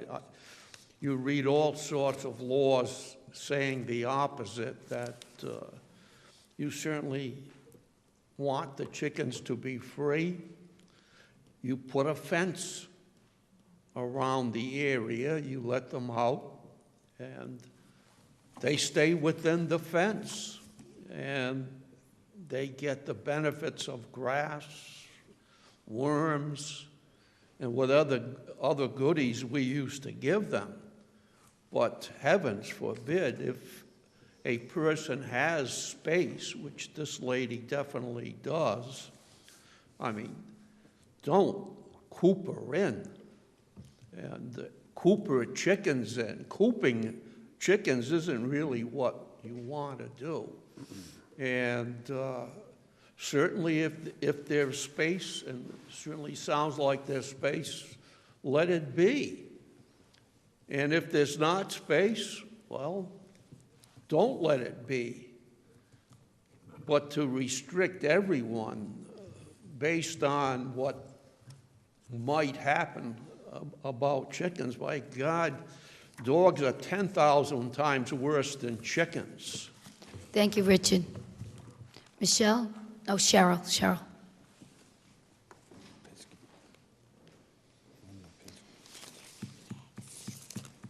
Hi, Cheryl Tucci, 100 Pettaquamsket Lake Road. Hi. So, yeah, I agree with most of what you guys have for your draft. I'm not begrudging anybody roosters. I personally don't have roosters because I have dogs, and I don't need anybody's eye taken out and more vet bills. I think that there has to be revisions in there for a kid that's going through 4-H or FFA that chooses to raise a rooster. That's something that needs to be looked at also. Yes, I could go to the farmer's market and I could buy organic, fresh eggs, because heaven only knows if I tried to sell mine, they'd be probably $12 a dozen by the amount of money that I spent on these birds. And they truly do live like rock stars. If you ask any of my neighbors around me, they probably have no idea I have chickens. Every so often, yep, they sing. They have an egg song. Once they lay that egg, they start singing. A couple of minutes, that's it. I hear more geese and ducks and wild birds and eagles, got lots of eagles now, down at the pond than you do of my birds. And you really can't tell the difference between the two of them. You do, you name them all. I They- do. I They do. all have I can- names. I can name them all, and I can tell you who's doing what egg song at the time, sadly. But it's still also, there are some things that do need to be looked at. I'm not begrudging anybody roosters. I'm not saying that, they're bad and nobody should have them, but yes, they do. They do protect their flock. They do find food, but that's a personal choice. So, basically my thing is, and I know I've said it to you guys, I don't want to lose my birds. And by the end of May, I'll have 19 total. So I really, and yes, I am considering actually moving out of the area, but until that time, I'm not willing to lose my birds. I mean, I've named them all. You guys know that everybody is named. Well, if you need some more names, we've got some names right up here for the new flock here coming up. So, yeah, exactly. So, yeah, I could totally do that. But, it's a personal choice, so. So I want to thank you. I had a great experience coming to see all your beautiful birds, and thank you for the eggs, and I can see how much you love your chickens and hens. I can. They're beautiful. Thank you. Meg?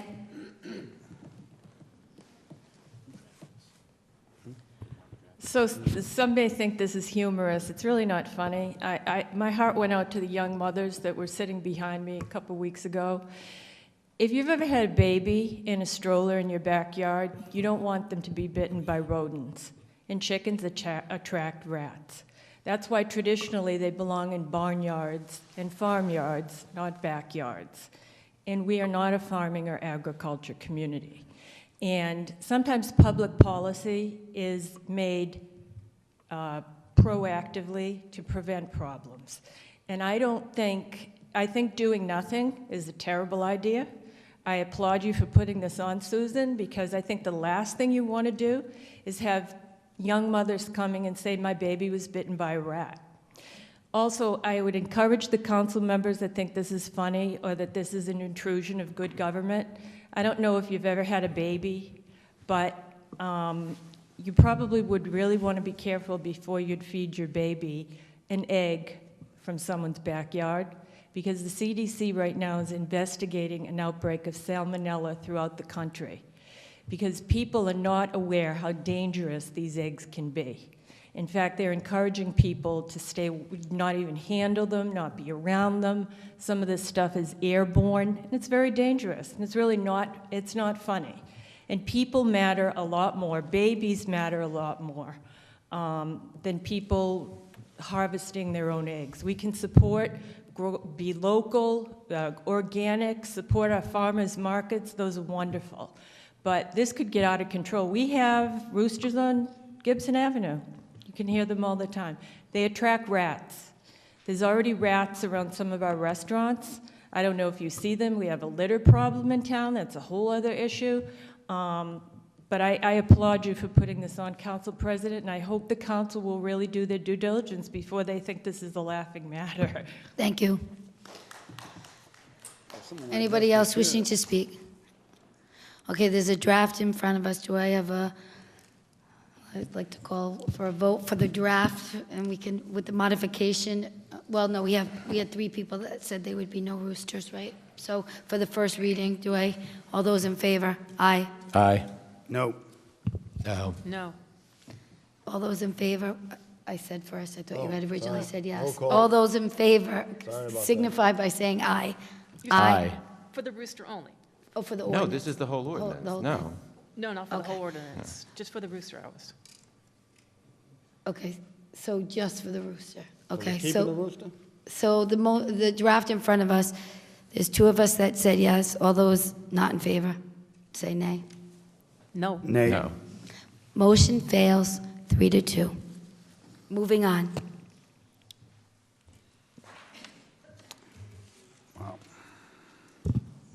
A motion, do you want me to? I move. Yeah, can you move it up? And to move item number 20 up to the next item. I move to move item number 20 up to the next item on the agenda. There's a motion to move 20 up Second. to, do I have a second? Yes, second. All those in favor? Aye. Aye. Number 20, a motion to discuss and approve the South County Trolley Services contract for 5 years with the town of Narragansett. Do I have a motion? So moved. Second. Discussion. This contract was in front of us, and there was, some desire to make sure it was a 5-year contract. And I just wanted to hear from the council. Right now, there's a contract from South County Trolley, which has a fee schedule, which has $1 million insurance carrier policy with it, and it's for a 5-year term. And I just wanted to hear from the council. That was the amount of insurance that we had talked about and agreed on, and I didn't know if there was appetite to go any lower, to go any higher, or to approve it for 5 years at $1 million. So I'm going to speak first. I'm fine with the contract that we have in front of us with the South County Trolley at $1 million with the fee schedule. So can I ask a clarifying question? So this is where the motion is to renew this contract? It's to accept the contract. So I'm confused because this was signed June of, So do you want to walk through the timeline? I do, because No, I'm confused. go ahead. I'm talking to the manager. Oh, sorry. I'm confused. Yeah, we need, because it looks like it terminated at the end of the season, so we've got to do something. Yes, let him walk it through. Madam He sent President, I'll us- answer, I could give you a timeline answer, maybe some of your questions on this. So last year, the council did approve a 5-year contract, the one I'm holding in front of me, and the one that Councilman Moretti has that date of July that we were talking about.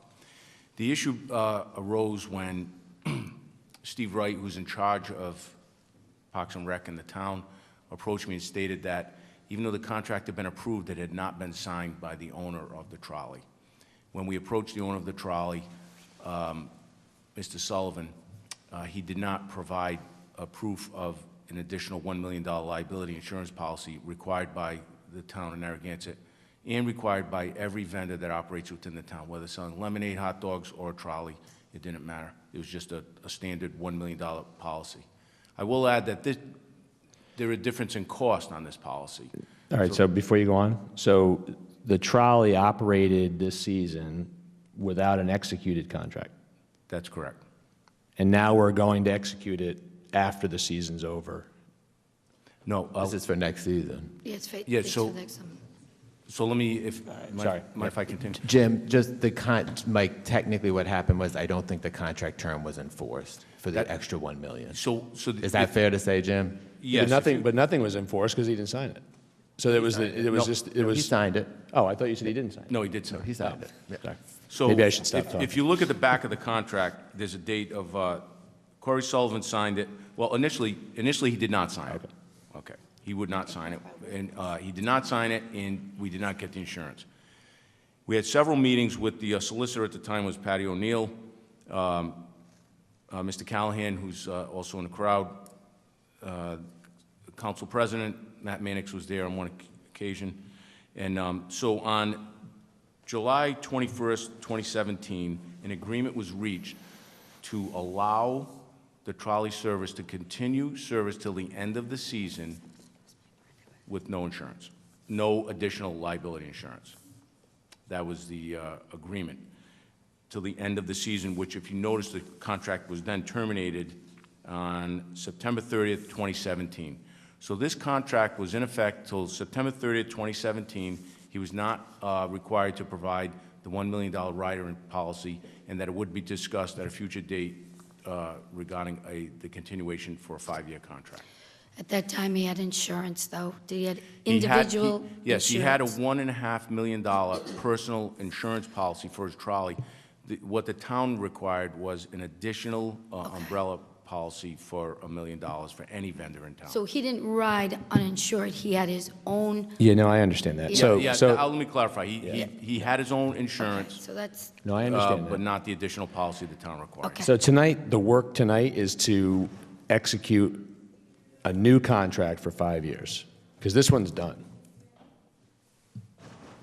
So this is a new 5-year contract. Yes, The we have to- terms, so I mean, is this the new contract? This looks like the old contract. I This don't is see- the old, it's a motion to discuss, so. Okay, sorry, I should do. I mean. So I would because like. We don't have a contract attached to our There is no new contract.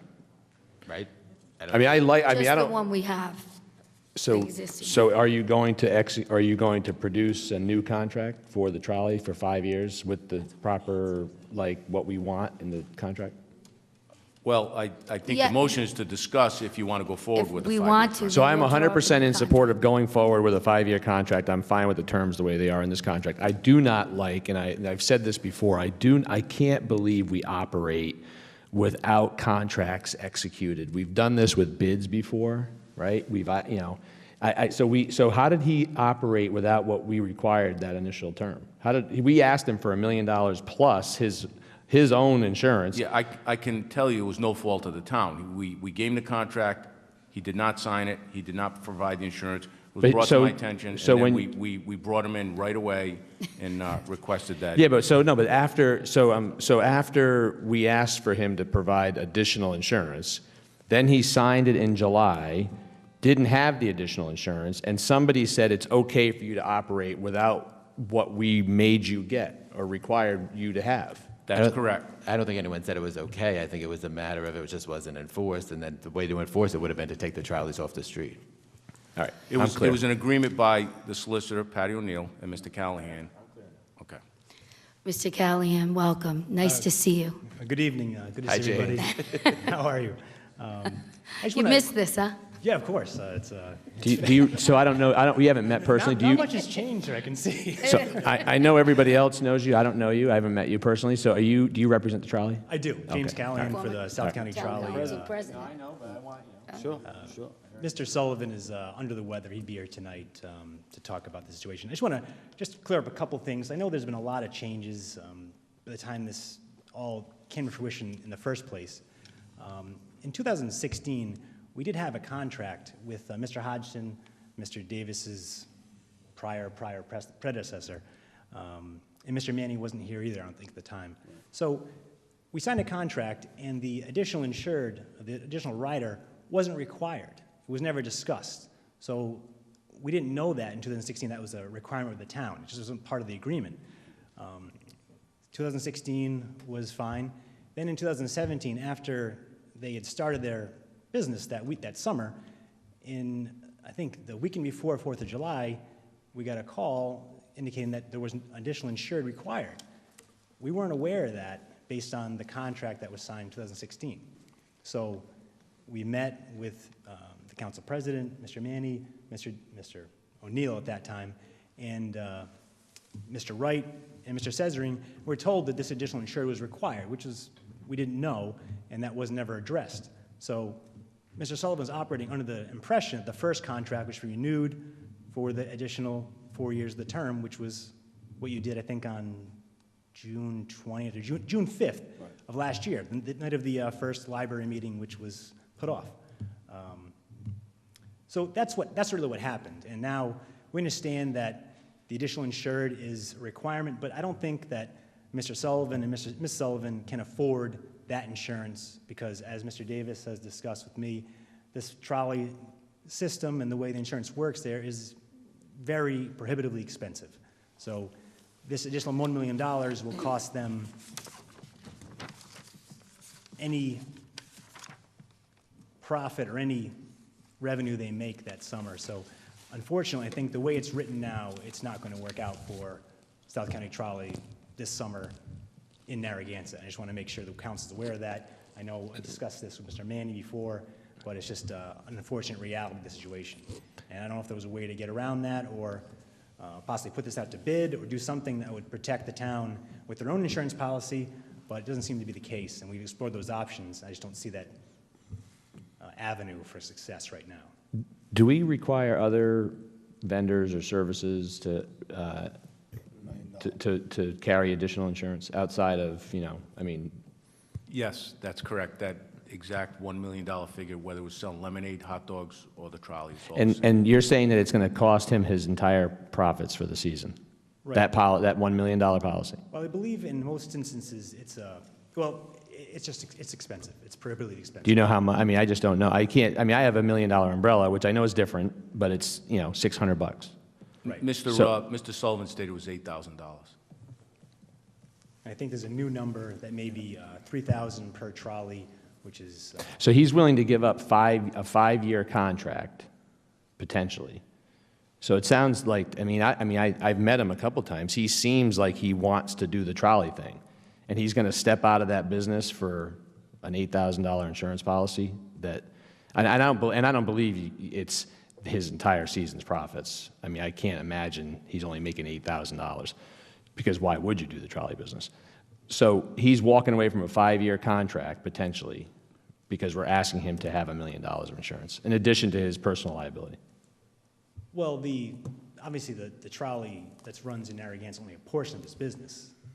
It's not his entire. Yeah, but I'm saying, so it seems like he's really not into it. That's my impression. No, I think he would like to do it, and I can't get into I'm not, privy to his finances as he would be.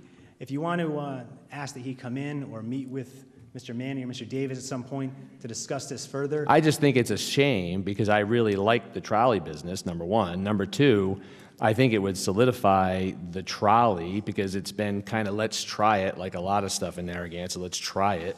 This is a 5-year, let's do it. I think it's pretty cool. I see it operating in South Kingstown. I think it's great to see it in the town. Yes, there is liability, I get that, but it would be a shame for this owner to walk away without sitting down and negotiating. And by the way, I would scold him for not realizing that it was in this contract. Right? Because he didn't realize it was in this contract. No, but my point is he operated without, either on purpose or just because he didn't read it. It said $1 million additional insurance. No, what happened was the 4-year term was renewable each year. It was an option.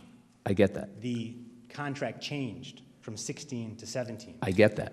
So when it changed on June 21st, 2017, he should have said, oh, crap, there's $1 million additional insurance. I can't do this. Instead, he didn't do that, and he operated the whole season without it. No, it We wasn't. have Steve Wright out back shaking it. Steve, do you want to come up and address that? Am I completely out of whack here, or is? I think we need a new contract too. Because we're losing the old. I don't want to sound like a jerk, but it seems to me like this is not how you run a business. You would read the details, especially when there's a big fat 7-digit number in the middle of it. Well, that's the thing. The contract changed out of the blue. This wasn't discussed with us prior. It just was presented to us. The trial's gonna be shut down this weekend. That was the issue. Okay, we all right. weren't trying to avoid. Okay. So James, when Dawson was the solicitor, he used his own insurance, it was $1.5 million, and the change was, when they saw another contract, it was the standard with the town asked everybody for $1 million. He would have operated on the $1.5 million for the 3 or 5 trolleys that he has, correct? So that's the question, that's the key, right? Does this council want to take the risk and have them get together and talk about insurance that's less than $1 million, which the town requires of everybody else, which he ran on when Dawson was the solicitor? But that's not the way I'm reading this. I'm reading this like you want to do a regular $1 million in addition to what he carries on his own. And the million's kind of a minimum. Well, that's what I'm saying. That's a whole other conversation. Right, but he's shaking his head, yes, it's his client. Right. The client ran on the contract that didn't have the towns, but had his own personal liability for $1.5 million. Didn't do the towns. And the question is, he can't afford that. He is looking maybe for a break, and maybe we won't give him a break, but that's sort of the question, right? Do we want to run the trolley at a risk? But the other element of that is that what Mark Davis is telling us and the trust is Mark would be more comfortable with $5 million and the trust with 10. So, Council President, could I add something to that? So 2016, Mr. Callahan is correct. He was not required to have the additional policy because he was not considered a vendor of the town. In 2017, Mr. Sullivan requested that he utilize the parking lots of the schools, which then created this vendor-type situation, and that's when the $1 million insurance policy kicked in. I don't think it was anything malicious, but this was provided to Mr. Sullivan. So there was a lapse. There was about a 4-week lapse where he operated without signing it and without providing the insurance. I love the trolley. I wish that you guys might want to see if they can get together and work it out. I don't know if he's willing to pay the $1 million or there's a will to do anything different, but I'm a big supporter of the trolley. I think it's been an added value to the town, and I just would hate to see it not run. I think they've been great partners to the town. I actually think having the trolley has helped with the congestion. The cars have been put to a lot, so we were able to get around the town. So I'd love to see Can I something ask, can I work ask out. his sentiment? I know he's not here, but does he want to negotiate or discuss, or does he? I think he'd love to continue the trolley. I think he thinks it's a benefit to the town, a benefit to the beach, just a nice thing to have in town. He'd like to continue it, and he wants to be a continued partner with the town. Sure. It's just a matter of whether it's affordable for them. Did he have any incidents last year? Sorry? Did he have any incidents? Did he run over anybody, or? Not that I'm aware of. Okay. Did anybody fall off the trolley to get hurt? I mean, liability? Nothing? Nothing that I'm aware of, no. Okay, so it's a discussion. Is there a will to have them get together to see if they can negotiate a contract that can come back to us? Sure. For me, yeah, absolutely, yeah. Me, absolutely. There's no way, who do we use, who's the insurance? Well, I guess we use the trust for our buses and. So we had a meeting with the trust, the interlocal trust, and their suggestion was much different than $1 million policy. Right. Their suggestion was a $5 to $10 million policy. Right. That's because he's not part of the municipality, right? Well, no, it came down to using the town's parking lots for profit. And that's where the liability, according to the trust, really kicked in. Right. So, but once again, we were just requiring the $1 million policy that every vendor in town would have. Is there any way we can make them a quasi-Narragansett private? Put them on a payroll type thing so that. With a pension and OPEB? No, I'm not suggesting. So I did a lot of, so I understand that might be a recommendation by some organization. I actually, and it didn't take me more than 15 minutes, I actually Googled trolley contracts around the country, and I read 2 in resort towns, and their contracts require $1 million. Right.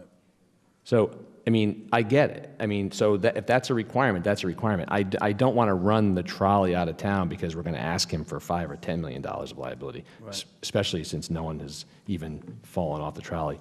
I think it's another example. We kind of took the step, we moved forward, it's a new thing in town. Let's commit to it for 5 years and see, what happens. I would hate to see it go away, is really what I'm getting at. Okay, this side of the room here, it seems like there's a willingness to. I would look at it from I think I would get together too, but I would look at it as a 1 year as opposed to a 5, because you want to see season to season what happens, what the impact is on the beach, the weather. That would be my instinct, and then $1 million is our minimum for vendors, so it's going to be hard to go below that. Mark has advised 5. James, as you know, we can't, if we say to Dells, the trolley doesn't have to do $1 million, but you do, that's not gonna, that inconsistency is gonna be an impossible sell.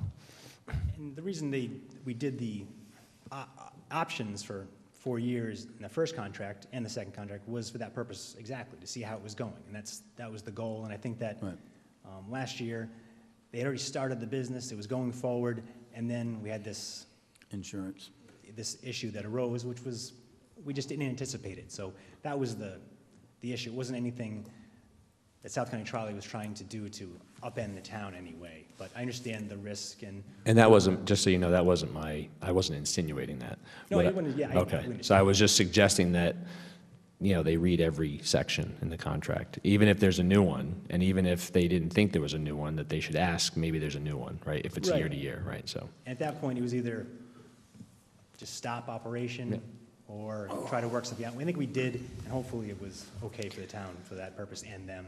But if we can meet again and try to work something out, we'd be more than happy to do that. Maybe you could do that, and maybe we could see a new contract, and we could see if the council would be willing. And Jim helped us too. The key fact that changed was the parking situation, Yes. which didn't happen overnight and was a long conversation, and then it was approved by the council, but that's what changed the liability. Well, I would note in this contract that the town council approved in 2017, 2018, there was no fee charged by the town. Initially, the original contract had a portion of the profits going to the town, so those fees were waived. I believe Councilwoman Lawler. So, James would be happy to meet with you and talk this over, and as Councilman Ray said, we're not trying to run the trolley out, we just have rules that we have to. I want to make a suggestion. Of course, people are going to hang me for this one, but no, we're not going to get a rooster. How about we split the cost? I mean, they are providing a service.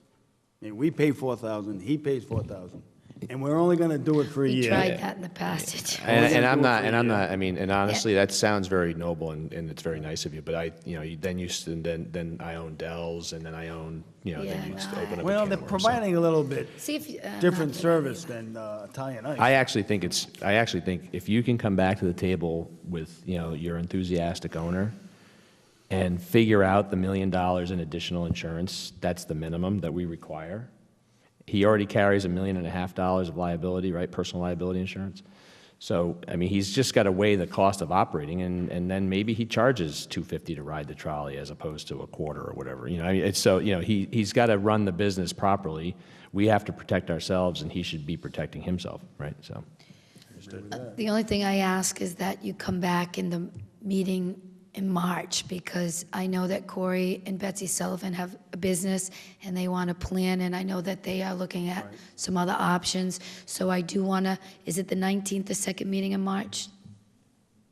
That we bring something back to make a decision so that they know either that they're going away or that they're going to continue their great service in the beautiful town of Narragansett. So March 19th, just to have a contract in front of us, and if you can get together with Jim before then, that would be great. I just want to make one more quick point, that maybe the Beach Enterprise Fund can kick in, because it is servicing the beach. I don't know, just an idea. Thank you for being here, James, and hopefully you'll work it out. And, Thank you. It's good to see everybody. Nice to see you. Okay, that was just a discussion, Karen. You gotta, Karen, you gotta come up to the podium, dear. Here you go. State your name. State your name. Karen Chepshow. Serving on the ad hoc pedestrian bicycle committee. We oftentimes talk about the traffic in Narragansett and the parking on the roads.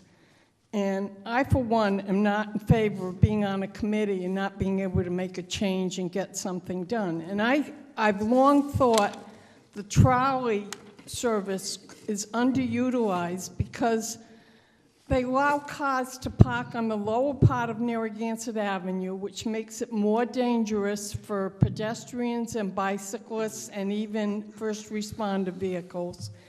And I think as long as we're going to utilize a service like that, it would help greatly if we enforced it. Like right now, people are parking at the Little League field and leaving their cars there, and to avoid a $5 to park at the school.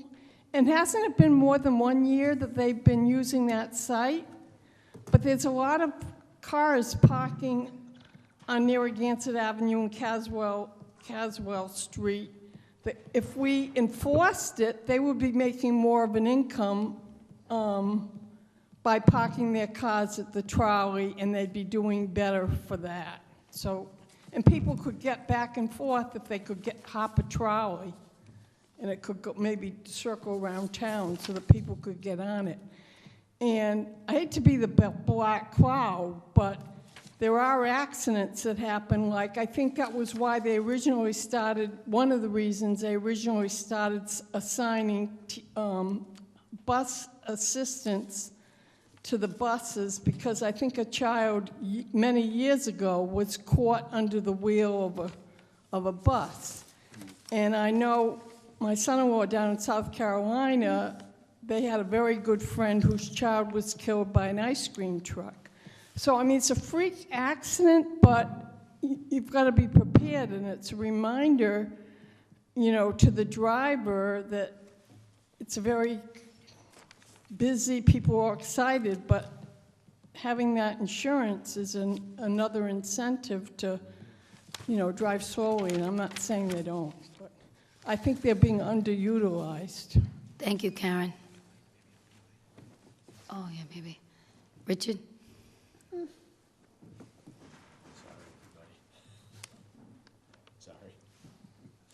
Yeah, Richard Van Grish, I'd just like to make a point. not every business operates at a profit. You may start out with that thought, but many times it doesn't work out that way. And to think that it does is somewhat naive. And business people find all sorts of impediments and things that don't work out, and they don't operate their business at a profit. Please do not ever assume that every business operates at a profit. Thank you. Paul?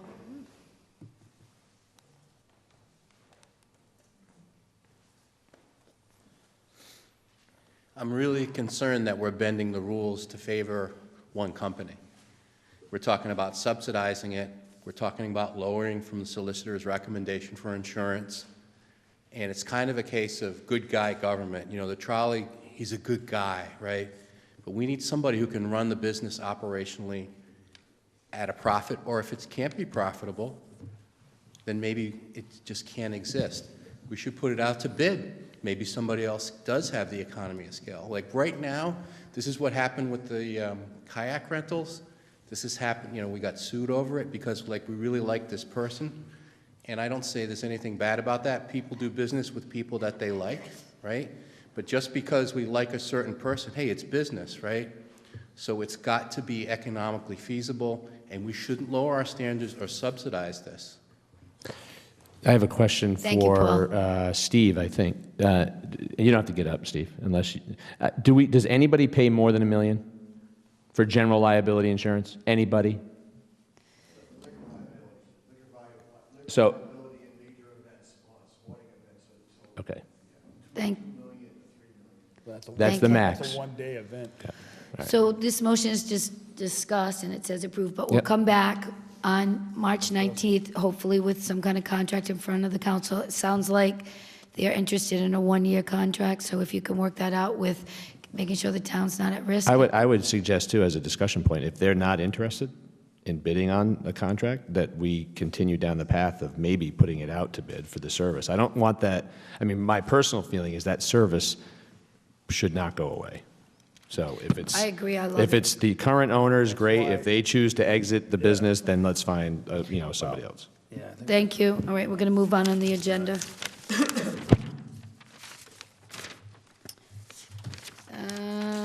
Sorry. Say again? No, 12, right? 12. 11, oh, sorry. 11, a motion to reject the bids received for the RFP Agricultural Engineering Services Belmont Market Building Systems Evaluation in 2017, and to authorize staff to solicit new bids with revised scope of work. Do I have a motion? So moved. A second? Second. Discussion? Anybody from the public? All those in favor? Aye. Aye. Aye. 5-0, motion passes. Number 12, a motion to consider possible legal action against the opioid manufacturer and join other multi-districts litigation against the manufacturer and distribution. Do I have a motion? So moved. Second. Discussion, this is for Jim put this on. Thank you, Madam President. I'll give you a brief historical perspective on where this originated. December 8, 2017, Lieutenant Governor Dan McKee sent a letter to all municipal leaders in the state of Rhode Island advising them that, the opioid crisis had reached a critical stage, and that the municipalities, cities and towns in the state of Rhode Island were being impacted adversely because of this crisis. As a result, he was holding a meeting with a designated law firm of Hamill, Waxler, Allen, and Collin. Eva Mancuso was the attorney representing them. And with a discussion on each town in the state of Rhode Island and city entering into a lawsuit, not a class action lawsuit, but an individual lawsuit against 4 makers of these opioids. I spoke to Attorney Eva Mancuso on the telephone on a conference call. She stated that this is a nationwide issue, that there are several law firms, of which I have the file in front of me, which will represent anywhere from 500 to 800 municipalities in the United States. She also stated that she expected 38 out of the 39 cities and towns to enter into this lawsuit, of which approximately 14 have already signed up, and there are many in the stages that we're at right now. The one that declined to enter into a lawsuit was the city of Providence. I spoke to Chief Corrigan. Every municipality has issues with opioids, with fatalities and increased use of emergency services. And I spoke to Chief Corrigan, and he gave me a breakdown of the fatalities in the town of Narragansett since 2011. 2011, there were 0 fatalities. 2012, there were 2. 2013, 3. 2014, 2. 2015, 2. 2016, 1. In 2017, 5 fatalities directly related to opioids in town of Narragansett. 2018, there were none to date. There has been an impact in this town that reaches far above this list of fatalities. And speaking with the town solicitor, Mark Davis, there is an agreement that the town would have to sign, and there really is no downside to entering into this lawsuit. And any legal questions, I would turn this over to Attorney Davis. Thanks. Any questions? Yeah, great. It's just if in the process, we could always withdraw from the lawsuit if the council, future council felt that way. Is that correct? Is that an option? That exact provision is not in the agreement. That's an interesting point. As Jim said, it's not a class action. So when the town is presented with a judgment or a settlement, it's up to the town, as opposed to the class, to decide whether they're going to accept it or not. Given the fact that they have the ability to accept or reject any settlement or judgment without cost, suggests that we should be able to get out of the contract at any time. But that's something I could clarify with council. Thank you. Any other questions? So the motion's to consider. Yeah, absolutely. And Jim, thank you for putting this on. I mean, I think it's bringing attention to the problem, and it happens here in South County. So on a personal note, a very good friend of mine lost her son to an opioid overdose and right up during the holidays. So it's a prominent family here in South County. So I'm glad that this is being focused on right now. We need to. Any other questions or comments? All those in favor? Aye. 5-0, motion passes. 13, Council President, just to clarify, this vote is to approve me to sign the legal agreement and Attorney Davis? Probably bring the legal agreement. yeah, because it says to consider, so I would say. To enter into this lawsuit, correct? Yes, I mean, that's the way I'm reading it. Are you all reading? Well, I would, there's 2 words, consider and then join. I think the consideration is we need to see the agreement, right? I mean, I'm think you're totally gonna bring us supportive, the but I think agreement. just bring, either, maybe they can email the agreement. In 2 weeks, he can bring Yeah, it, just yeah. bring it, just bring the agreement. It could be attached to a blue sheet that says, I know, Ann, we're talking after a vote, I know. Yeah, but just- yeah. It's a motion to consider, it didn't say motion to approve. That was my question, I didn't know, it's not a class action, I'm not familiar with this type of litigation. So yes, we voted we need the 5-0 contract to or consider it. agreement, yeah. So the next step is you can show us it, but, so we Okay, voted for I'll do that. a separate blue sheet Yes. with the attachment. With the Thank you. actual one, yep, great. Number 13, a motion to discuss to amend the town's rules for commissions, committee, and board appointments regarding town council interviews for reappointments to the planning and zoning boards. Do I have a motion? I'll make the motion. Second.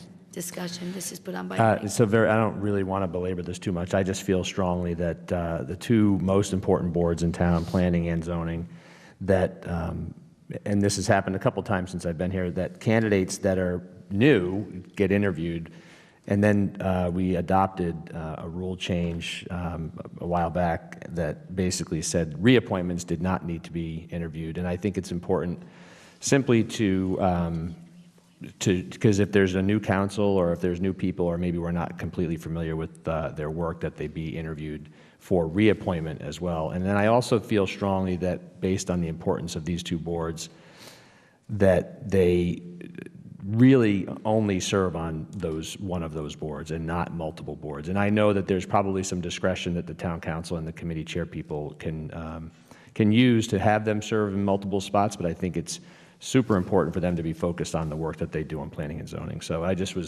put it on to discuss, and I know how this originated, the original rule change. I think some people didn't want to be interviewed if they'd spent so much time doing their work, but I do feel strongly that there are new people in town that get appointed, and I think we all need to see them and say hello to them and just have a brief discussion about their work. So we have interviewed. We've gone both ways on that. We have, even though it says it, I mean, we've left it to the discretion. If you want to interview, we will. So, I mean, that's been the practice, either or. So we can change the regs, or we can just agree to interview. The other piece of it, though, the planning and boarding, we have changing that rule and regulation to say they can't be on two things. We have a ban on the dual office holding, but we have a few other ordinances, such as the land trust creating ordinance, where you have a person from planning who is, a person from the land trust, I'm sorry, a person from the planning board is appointed as a liaison to the land trust. So then that would internally conflict. So we could just come back and just do the interviews, maybe? That's fine. Since we're discussing it, and just do the, yeah, that's fine. I mean, because I'm not trying to make it restrictive. I think I'm just trying to make it super important that the people that serve on those two boards are visible, so. Okay, there's no vote on that. It was just discussion. Yep. Okay, number 14, a motion to direct the town engineer and the town staff to update the sewer policy by April 16th to include the recommendations of the sewer policy subcommittee. Do I have a motion? Move that motion. Second. So this motion is put on by myself and Patrick. We serve on the subcommittee of the sewer policy and have for several years, and we've worked with Jeff, the engineer, and we actually had a meeting to review the policy and try to make some positive changes with the staff's recommendation. So for tonight, the recommendation is asking for Jeff and his staff to look at some of the recommendations that the subcommittee has made on capacity, on the words hardship, and prioritizing the properties that were developed as opposed to vacant parcels. So we're not done with our recommendations. He's going to look at this, and then we'll come back by April with some clear changes to the sewer policy. Anything you want to add? No, I'm good. Okay. Any Susan, questions? yeah, number one, what is number one actually saying, just so? So we're Jeff, do you proposing- want to come up and talk about capacity? Yeah. What our capacity is? Yeah. We'll get into more of this as we just talk about present capacity and where we want to go, maybe. We have capacity restrictions isn't probably the most accurate word, but restrictions in place due to the capacity of either the Scarborough treatment plant or the regional treatment plant. We have used, internally, we've used 80% of the capacity as our threshold. We've always designed the policy so that, in theory, we wouldn't exceed our 80% of our maximum flow. And there's a reason for that. 80% is the trigger that EPA sets. If a community exceeds 80% of its flow for 90 days, then you have to present EPA with a plan to either expand your plant or to somehow reduce your flow in other areas. So we've used the 80% as a guideline. For the regional plant, though, because we are regional partners, we can go from 80 to 85%, and the regional plant itself will still be at less than 60% of its maximum overall flow. So we have some room to move a little bit at the regional plant. Scarborough plant's not so much of an issue because we're still only running at about 55% capacity there. Thank you. Yeah, and it's more the north end. Yeah, me and Susan are on the committee, and what we're doing is we have people who are a couple hundred, less than 100 feet away. They can't hook up because of this antiquated capacity law. We're not going to be, overflowing the sewer plant at all, because South Kingston and URI, who are the other 2/3 of this facility, they've been level for the last 20 years in their capacity. The only town that seems to be hungry for sewer is the town of Narragansett. So adding 5% Our estimation was it would probably add another 300 homes on the north end. Thanks, Jeff. Any other questions about the sewer policy? All those in favor? Aye. Aye. Aye. 5-0, motion passes. Number 15, a motion to adopt an ordinance and amendment of Chapter 46 in the Code of Ordinances of the Town of Narragansett, Rhode Island, entitled Miscellaneous Offenses. And this is put on by Sean. Do I So have move. A second? Second. Any discussion? From anybody? Yeah, it's the numbering. Seeing none, all those in favor? Aye. Aye. Did you vote? 5-0, motion passes. Number 16, a motion to hire one probationary patrol officer at the Narragansett Police Department. Do I have a motion? So moved. Second. Discussion. I can't believe, I'm so disappointed the captain's leaving. I'm so happy for him, his retirement, but it will be a loss to the department. Yeah, I wanted to say just that I know Captain Perrin for a long time and wanted to thank him for his service to the town. Ditto. Any questions on the motion? Anybody from the public? All those in favor? Aye. 5-0, motion passes. 17, a motion to approve a contract amendment for the annual professional environmental remediation services in 2018 at the DPW facility with Weston and Sampson, Inc. in the amount of $20,302. This motion's from Mike. So move. Second. Discussion. Any questions from the council? So to do it. Any questions from the public? All those in favor? Aye. 5-0, motion passes. 18, a motion to instruct the town manager to research the possibility of selling town-owned property located on 140-170 Clark Road. This motion's put on by Jill. So moved. Do I have a second? Second. Discussion. Jill? Yep, so thank you, Susan. So I want to stress this is to research the possibility of it, the feasibility of this. How did this come up? Well, with all discussions of the library, I started thinking, since I do sit on the rec board, there are other facilities that our town could need. In conjunction with our town's comprehensive plan, we're trying to attract more families to town, to balance out our population a bit, to enhance and also to grow our excellent school systems. So during a rec meeting, it was brought up by a few members that we need to do some fundraising in order to have some better facilities. And it started me thinking, when one of the options brought up by the rec board was to sell the old windmill building that's at the Park and Rec site, that what other type of creative solutions could we have that would also benefit the town as a whole? In an effort to try to regain our town center, one of the things I thought about, and I spoke to Steve Wright, is what are we using the Clark Road facility? How is it being used? Is it underutilized? What are the opportunities? And then had started having conversations with Jim to try to figure out, can the town sell an asset and what is behind the process of doing so, and would it make sense? And Jim's done a lot of research. I know he's spoken with Jeff Cesarine, he's spoken with Mike DeLuca, and has some information for us.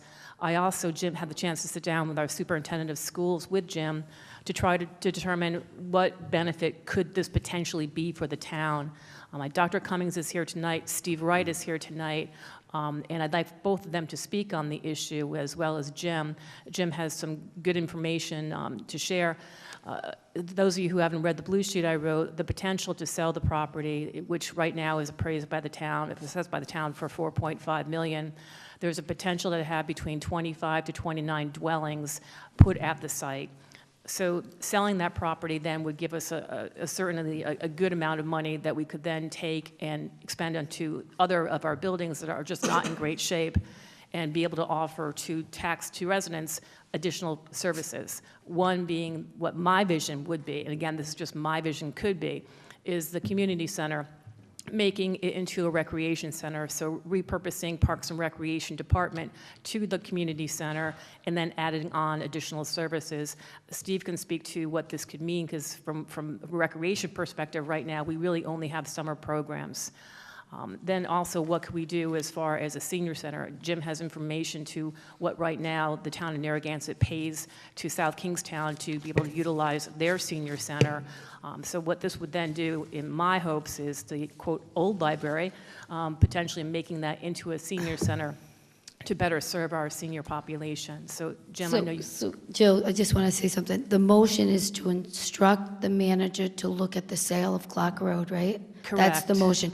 So I'm not sure... Well, actually, Susan, I just want to explain my background. I mean, everybody that says something up here gets to explain, so I'm kind of trying to explain what it could do, why I would want to sell a town asset, just not to get the money for it, but that it could help us develop other town assets into a better town. I mean, a better vision for the town. So I wanted to explain why I came up with it, not just let's just sell it just to make our piggy bank grow.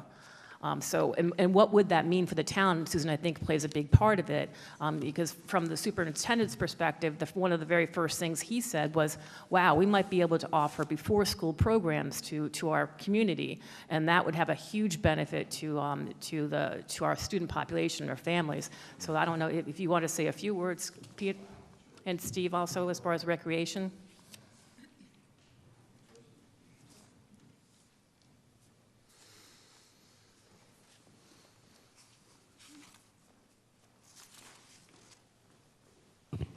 So good evening again. Jim asked me a few weeks ago to consider this move, and at first I was taken back at first. I mean, I've been here since 2012, and you know, our administrative offices are at 170 Clark Road, and we house our summer camp. And one of the biggest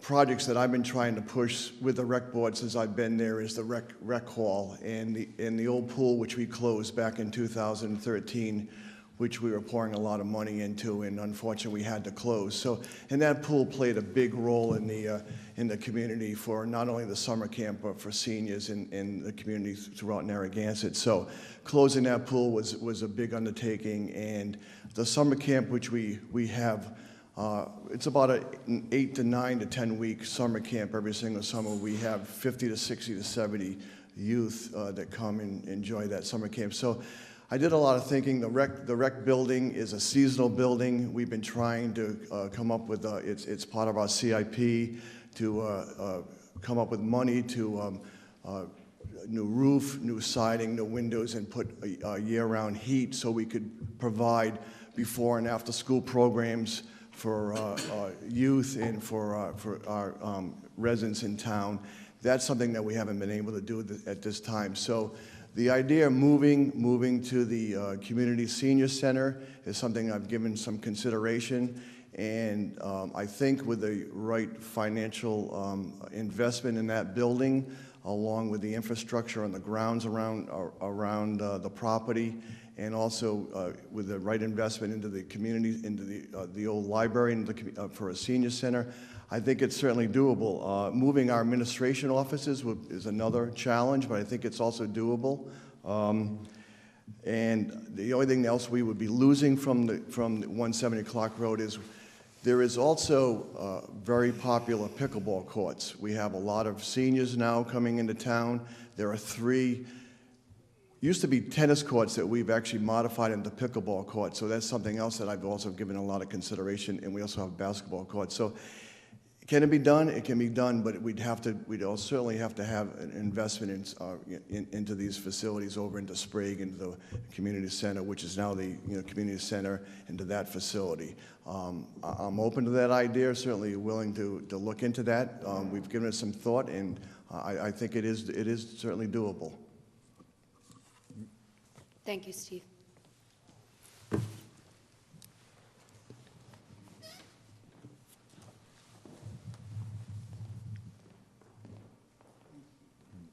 Good evening. So I'll just add 1 or 2 pieces. So when Jim and Steve approached me just to say, is this a feasible idea in terms of programming with the schools, we are always looking for opportunities to partner with the town.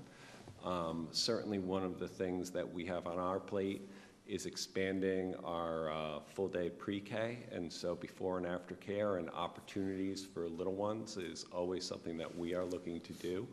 potential site of being closer to the elementary school would be to great benefit to our school-age population. And we certainly would be excited about, further opportunities for partnership with Parks and Rec. Steve and Tom do a great job of working with our kids. We're really always looking for ways to expand that. So we would certainly welcome the opportunity to do that. Thank you, Dr. Cummings. Yeah, I just have a quick comment. I think it's all pointing towards the significant movement and change, right? And that's all good. And I think expansion of some of these services will certainly either attract families with young people or keep them here, right? Cost consolidation. Yeah, that's one aspect, the cost consolidation. But I'm more interested in the additional, being able to provide these services to families. And so I think it's great. I think it's a great move forward. I think as we move forward even further, though, I'm hoping that the town would, investigate potentially engaging with, some sort of, urban planning person, et cetera, right? Because there's a lot of moving parts and there's a lot of buildings and assets, and you need to be very careful with what you do to them. So I think it's fine to talk about it now. We're in that position where we need to move forward. So. Any other comments? I think Jim was going to add something. When Councilwoman Lawler approached me a couple of weeks ago just to research the viability of this, I did some preliminary background. Number one, when did the town buy it? 2001. What did we pay? $1.5 million. Do we still own all the property? No. We deeded some of it to housing several years ago. Are there any restrictions on the deed? On the appearances, it does not appear there are any restrictions, although it would have to go to a title search where the attorneys would dig much deeper. There were no provisions on the sale that precluded us from selling it in the future. Could this support additional sewer and water capabilities if it sold for multiple units, say condos or whatever? The answer is yes. Would have to go to zoning and planning? The answer is yes. And so where are we with this? Oh, and also, could we duplicate the programs by if we relocated Parks and Rec? The answer is yes. So I think we're at the point now, if the council approves to move forward with some research on this, one of the big issues would be getting an appraisal on it to see if it's feasible to sell it for the plans that Councilwoman Lawler is thinking of. Okay, so I don't want to be Debbie Downer, but I think that this is, sky's the limit. But first of all, we're in the middle of trying to purchase a library. So old building, new building, we haven't even made those decisions. So this seems very premature. Also, as a person that wants to preserve and save, I don't want to sell Clark Road. We have been working on regaining the property that we own in this town, and I just can't see. When I was a little girl, I grew up in Briggs Farm. We walked to the beach every day down Clark Road. It's a beautiful street. Why would we want to take it and pack it in with condos? I'm not really interested in selling off the property. I'm trying to buy a property with the council for the town in the center of Pierre. So I have, at lots of different levels, I'm struggling with this because, yes, when the time is right, if we buy the library and the other buildings open, there could be possibilities. We have a lot of issues with that building in the center of town that's the existing library. ADA compliance, that's going to be like $5 million to fix. There are so many issues with the motion as far as what's going to happen down the road.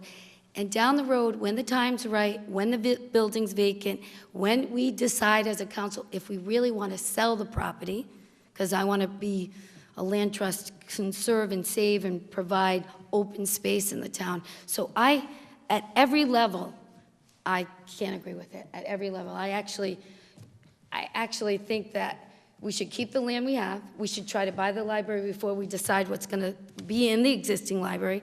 We have a Narragansett Senior Advisory. We have shared services with South Kingston.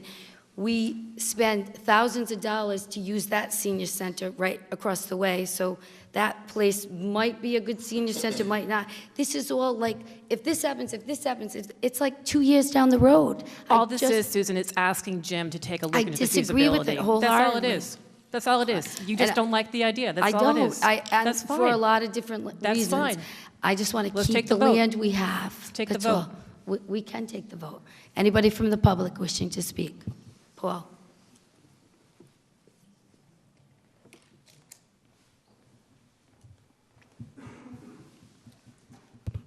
we have to be able to walk and chew gum at the same time in this town.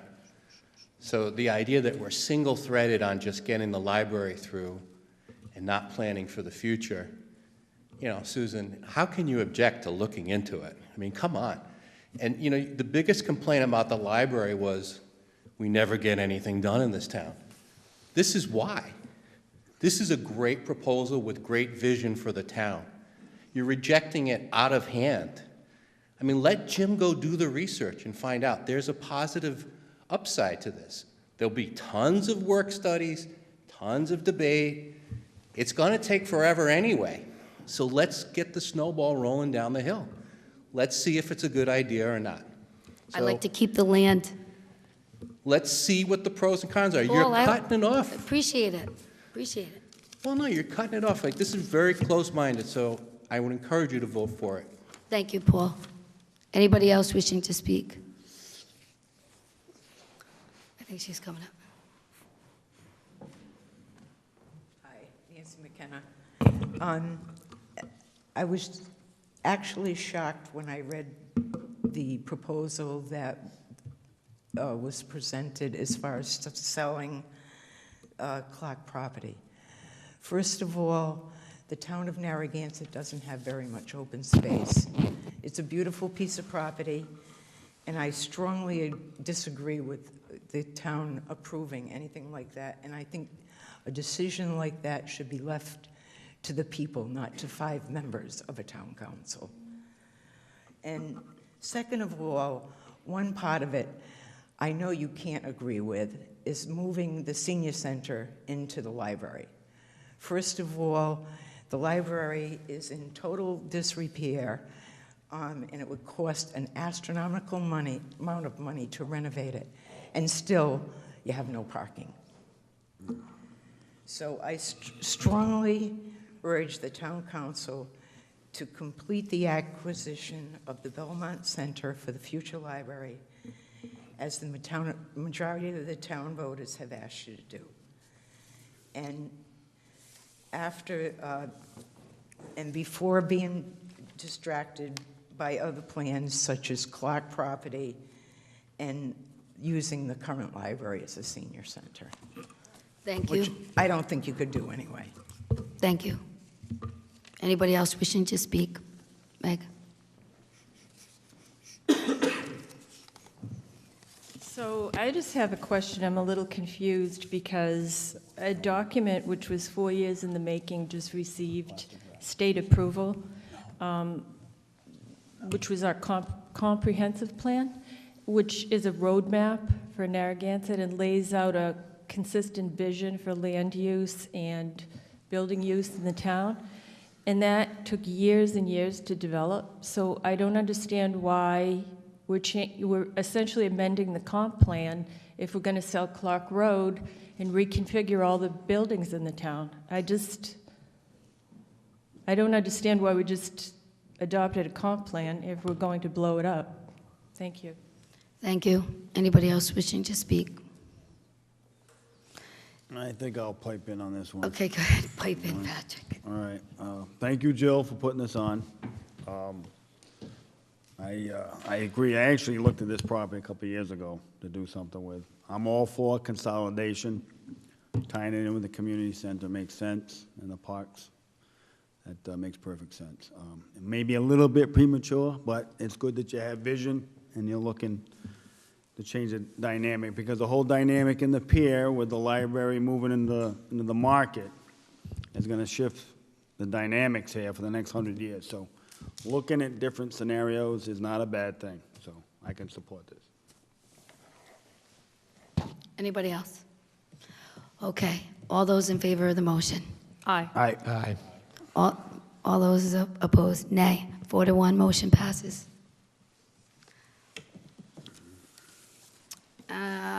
19, a motion to schedule a work session with the Conservation Commission to discuss proposal to ban plastic bags in Narragansett. Do I have a motion? A second? Second. This is a courtesy for Mr. Lipinski. This has been a very controversial topic over the years on banning plastic bags. I actually like my plastic bags. For a courtesy, I'd like to give him a half hour of our time on March 5th, just to hear what his, committee is interested in.